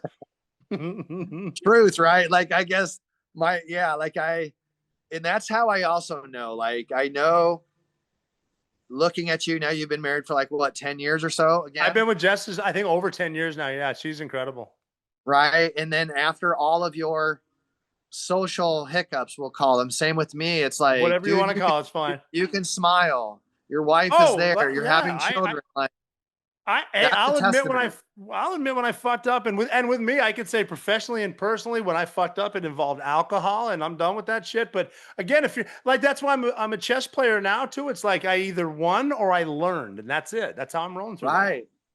Yeah. No, and I think that's the fact that I get to go through life with my best friend, dude, who authentically knows everything about me, but has no intentions in using the things that are points of despair in my past as leverage for emotion. That's how I know. If there's even the thought of someone else using that, something in your past is leverage, you're with the wrong person anyway. You don't need to be a part of that, for sure. Yeah. So we get to do the things that, like, you know, guys come here and train, and you, like, it's like looking in a mirror sometimes. Like, you're going to get exactly what you're looking for. But I also get to do it from a standpoint of, don't, like, you know, I respect the point. It's like, don't be a pussy and do this thing. But like, what I experienced in Red Squadron and CQB was quiet, was calm, body language. Yes, it was. And so we try to shape our coaching. If I'm yelling, either I'm just trying to get your attention or something really went wrong. And I love to be able to coach in a way that isn't trying to put me like, look at me, look at how awesome I am. It's like, okay, let's take all my experiences. Let's learn how to communicate and leave it better than I found it. Like, let's authentically be a veteran population that isn't shrouded in anger and mystique. Let's shroud it in compassion and love, because I know, and you know, the amount of violence that we authentically looked into. My wife tells me this and taught me this a long time ago. She said, Jeff, the amount of violence that you were able to partake in and the people that surrounded you, like Dan and Rob, do you understand that you couldn't take part in that much violence if you didn't have the balance of love and compassion on the other side of it? You just hadn't developed that side of it yet. Yeah. But you can't have one without the other. Mm-hmm. And the fact that you can express so much violence and intent for violence tells me only one thing, that you have a greater capacity for love. Wow. And I see that. In people, like, and it comes out of people like, really, Rob, Jeff, Dan, all these guys, like, no, like, you just don't know. Yeah, that's very true. And it's not saying where you don't get it, you will never get it, but it's like, that's why I love connecting with you and Dan and other guys. It's like, I know, like, dude, I know what you know. And I didn't have, because I lived it with you. Oh yeah. 100% indeed. Yeah. And so my wife gets to hear the stories and things like that. And she gets to hold me in a space of compassion, and I get to vent, and I get to do those things, and I get to catch up with you, and I get to laugh. And how wonderful is that too? We're going to, we'll leave it there for now. We're definitely going to do this again, because we didn't touch on a lot of the current events, but I didn't even care to. I wanted to catch up. But man, you said so many profound things today that I'm going to reflect on too. But in closing, what would you like to say to me, the audience, and the beautiful gym with all the mirrors not blacked out? Right? Yeah, man. I'll say this. For you, I'd say thank you to you, right? You as a person have made an impression upon me as an operator and peer, and regardless of what people think or they think they know of you or me, let them think, because I know the person, and I know you at your worst, and I know you at your best. Yeah. And I tell people this: service is worth it. Absolutely. You know, and what I would like to do is be a good representation like you are and other people, to say, hey, you know what? I saw violence. I survived violence. and it didn't break me. It didn't numb me. It didn't. And what it did is it made me seek. It woke me up. Right. All that violence woke me up to a real loving life. And many of us seek that environment because we're not done being a teammate. It doesn't matter why you go in, but it's worth it. Yeah. You know, being a Navy SEAL, being a Ranger, being a Green Beret, being Delta, being whatever it is, 24, being an EOD guy, whatever, serving. Yes. It's so worth it. You can go like hell, man. When you go serve, fucking go like hell. Do everything. Don't miss the opportunity to go like hell. And because when you get done, there'll be people like myself and Rob and many other people there that will be there to greet you. Because it's a lovely place to be and be able to be in service. It really is. So no doubt. Cheers to you. And I appreciate you, man. I love you. And I love you, brother. My house and door is always open. Yeah, well, I'm going to see you very soon too, but this has been fantastic. What a great way to catch up. It literally feels like when we talked, it had been years. It's like, it just seemed like yesterday. So that's fantastic. I appreciate you catching up with me, with the audience. Thanks, brother. I'll be in touch very soon. All right, man. Take care. Cheers, brother. Time flies, doesn't it? That's insanity. How it's one of those moments where it's like, yeah, you haven't said hi to someone in a while or whatever. And all of a sudden it's like ounces and pounds in the mountains. Days equal weeks and months and years. It's crazy. Just I hope you have people that you can just call out of nowhere and catch up like that. That's amazing just to talk. Talking to Jeff is like we hadn't missed a beat. All that combat, all the stuff on the side, all the personal stuff, the deployment things, the stuff that's said in passing in the middle of a long deployment when you're just tired of looking at everybody. But wow, I mean, that's just that's some crazy stuff. And dealing with addiction like we all do, be it alcoholism or pills or whatever kind of drugs you get into, man, it's real. And there's nothing wrong with admitting that too, because you're going to get further with healing or with success or with life if you just tell the truth, especially with yourself. It's important to tell yourself the truth. The truth. I just said truth. It's important to tell yourself the truth or the truth. I don't give a fuck. Tell yourself the truth. Because then you don't need to remember the nonsense. You don't need to remember the intricacies of any story because you're just telling the truth and it's easy that way. So that's how I'm going to roll. But I've taken up enough of your time today. And I think we're going to need to do more interviews. I'm going to get more people in here. Obviously, Jeff's down there keeping it real in his gym. I got no time to come to O'Neill's studio. It's all good though. Great interview. I'm going to talk to him again about more fun stuff too, especially like baseball and whatnot. We're going to do some cool stuff. We've got some good stuff. If you haven't checked out Operators Collective, we just started an agency too for training and stuff like that, communication. SEAL for a day or Ranger for a day. We're not Rangers, so I'm going to have to hire some Rangers. Or hopefully some Rangers can work with us, stuff like that. All good things. We're going to try to get Jeff in there too. Don't forget. You can start it all off. Let's just go back. We're going to get on the World Wide Web at Instagram, Jeff CSCS, at Jeff CSCS. Check him out. All this stuff's here. We're going to do more of this. I'm looking forward to 2026. And remember, if you just tell the truth, you're never out of the fight.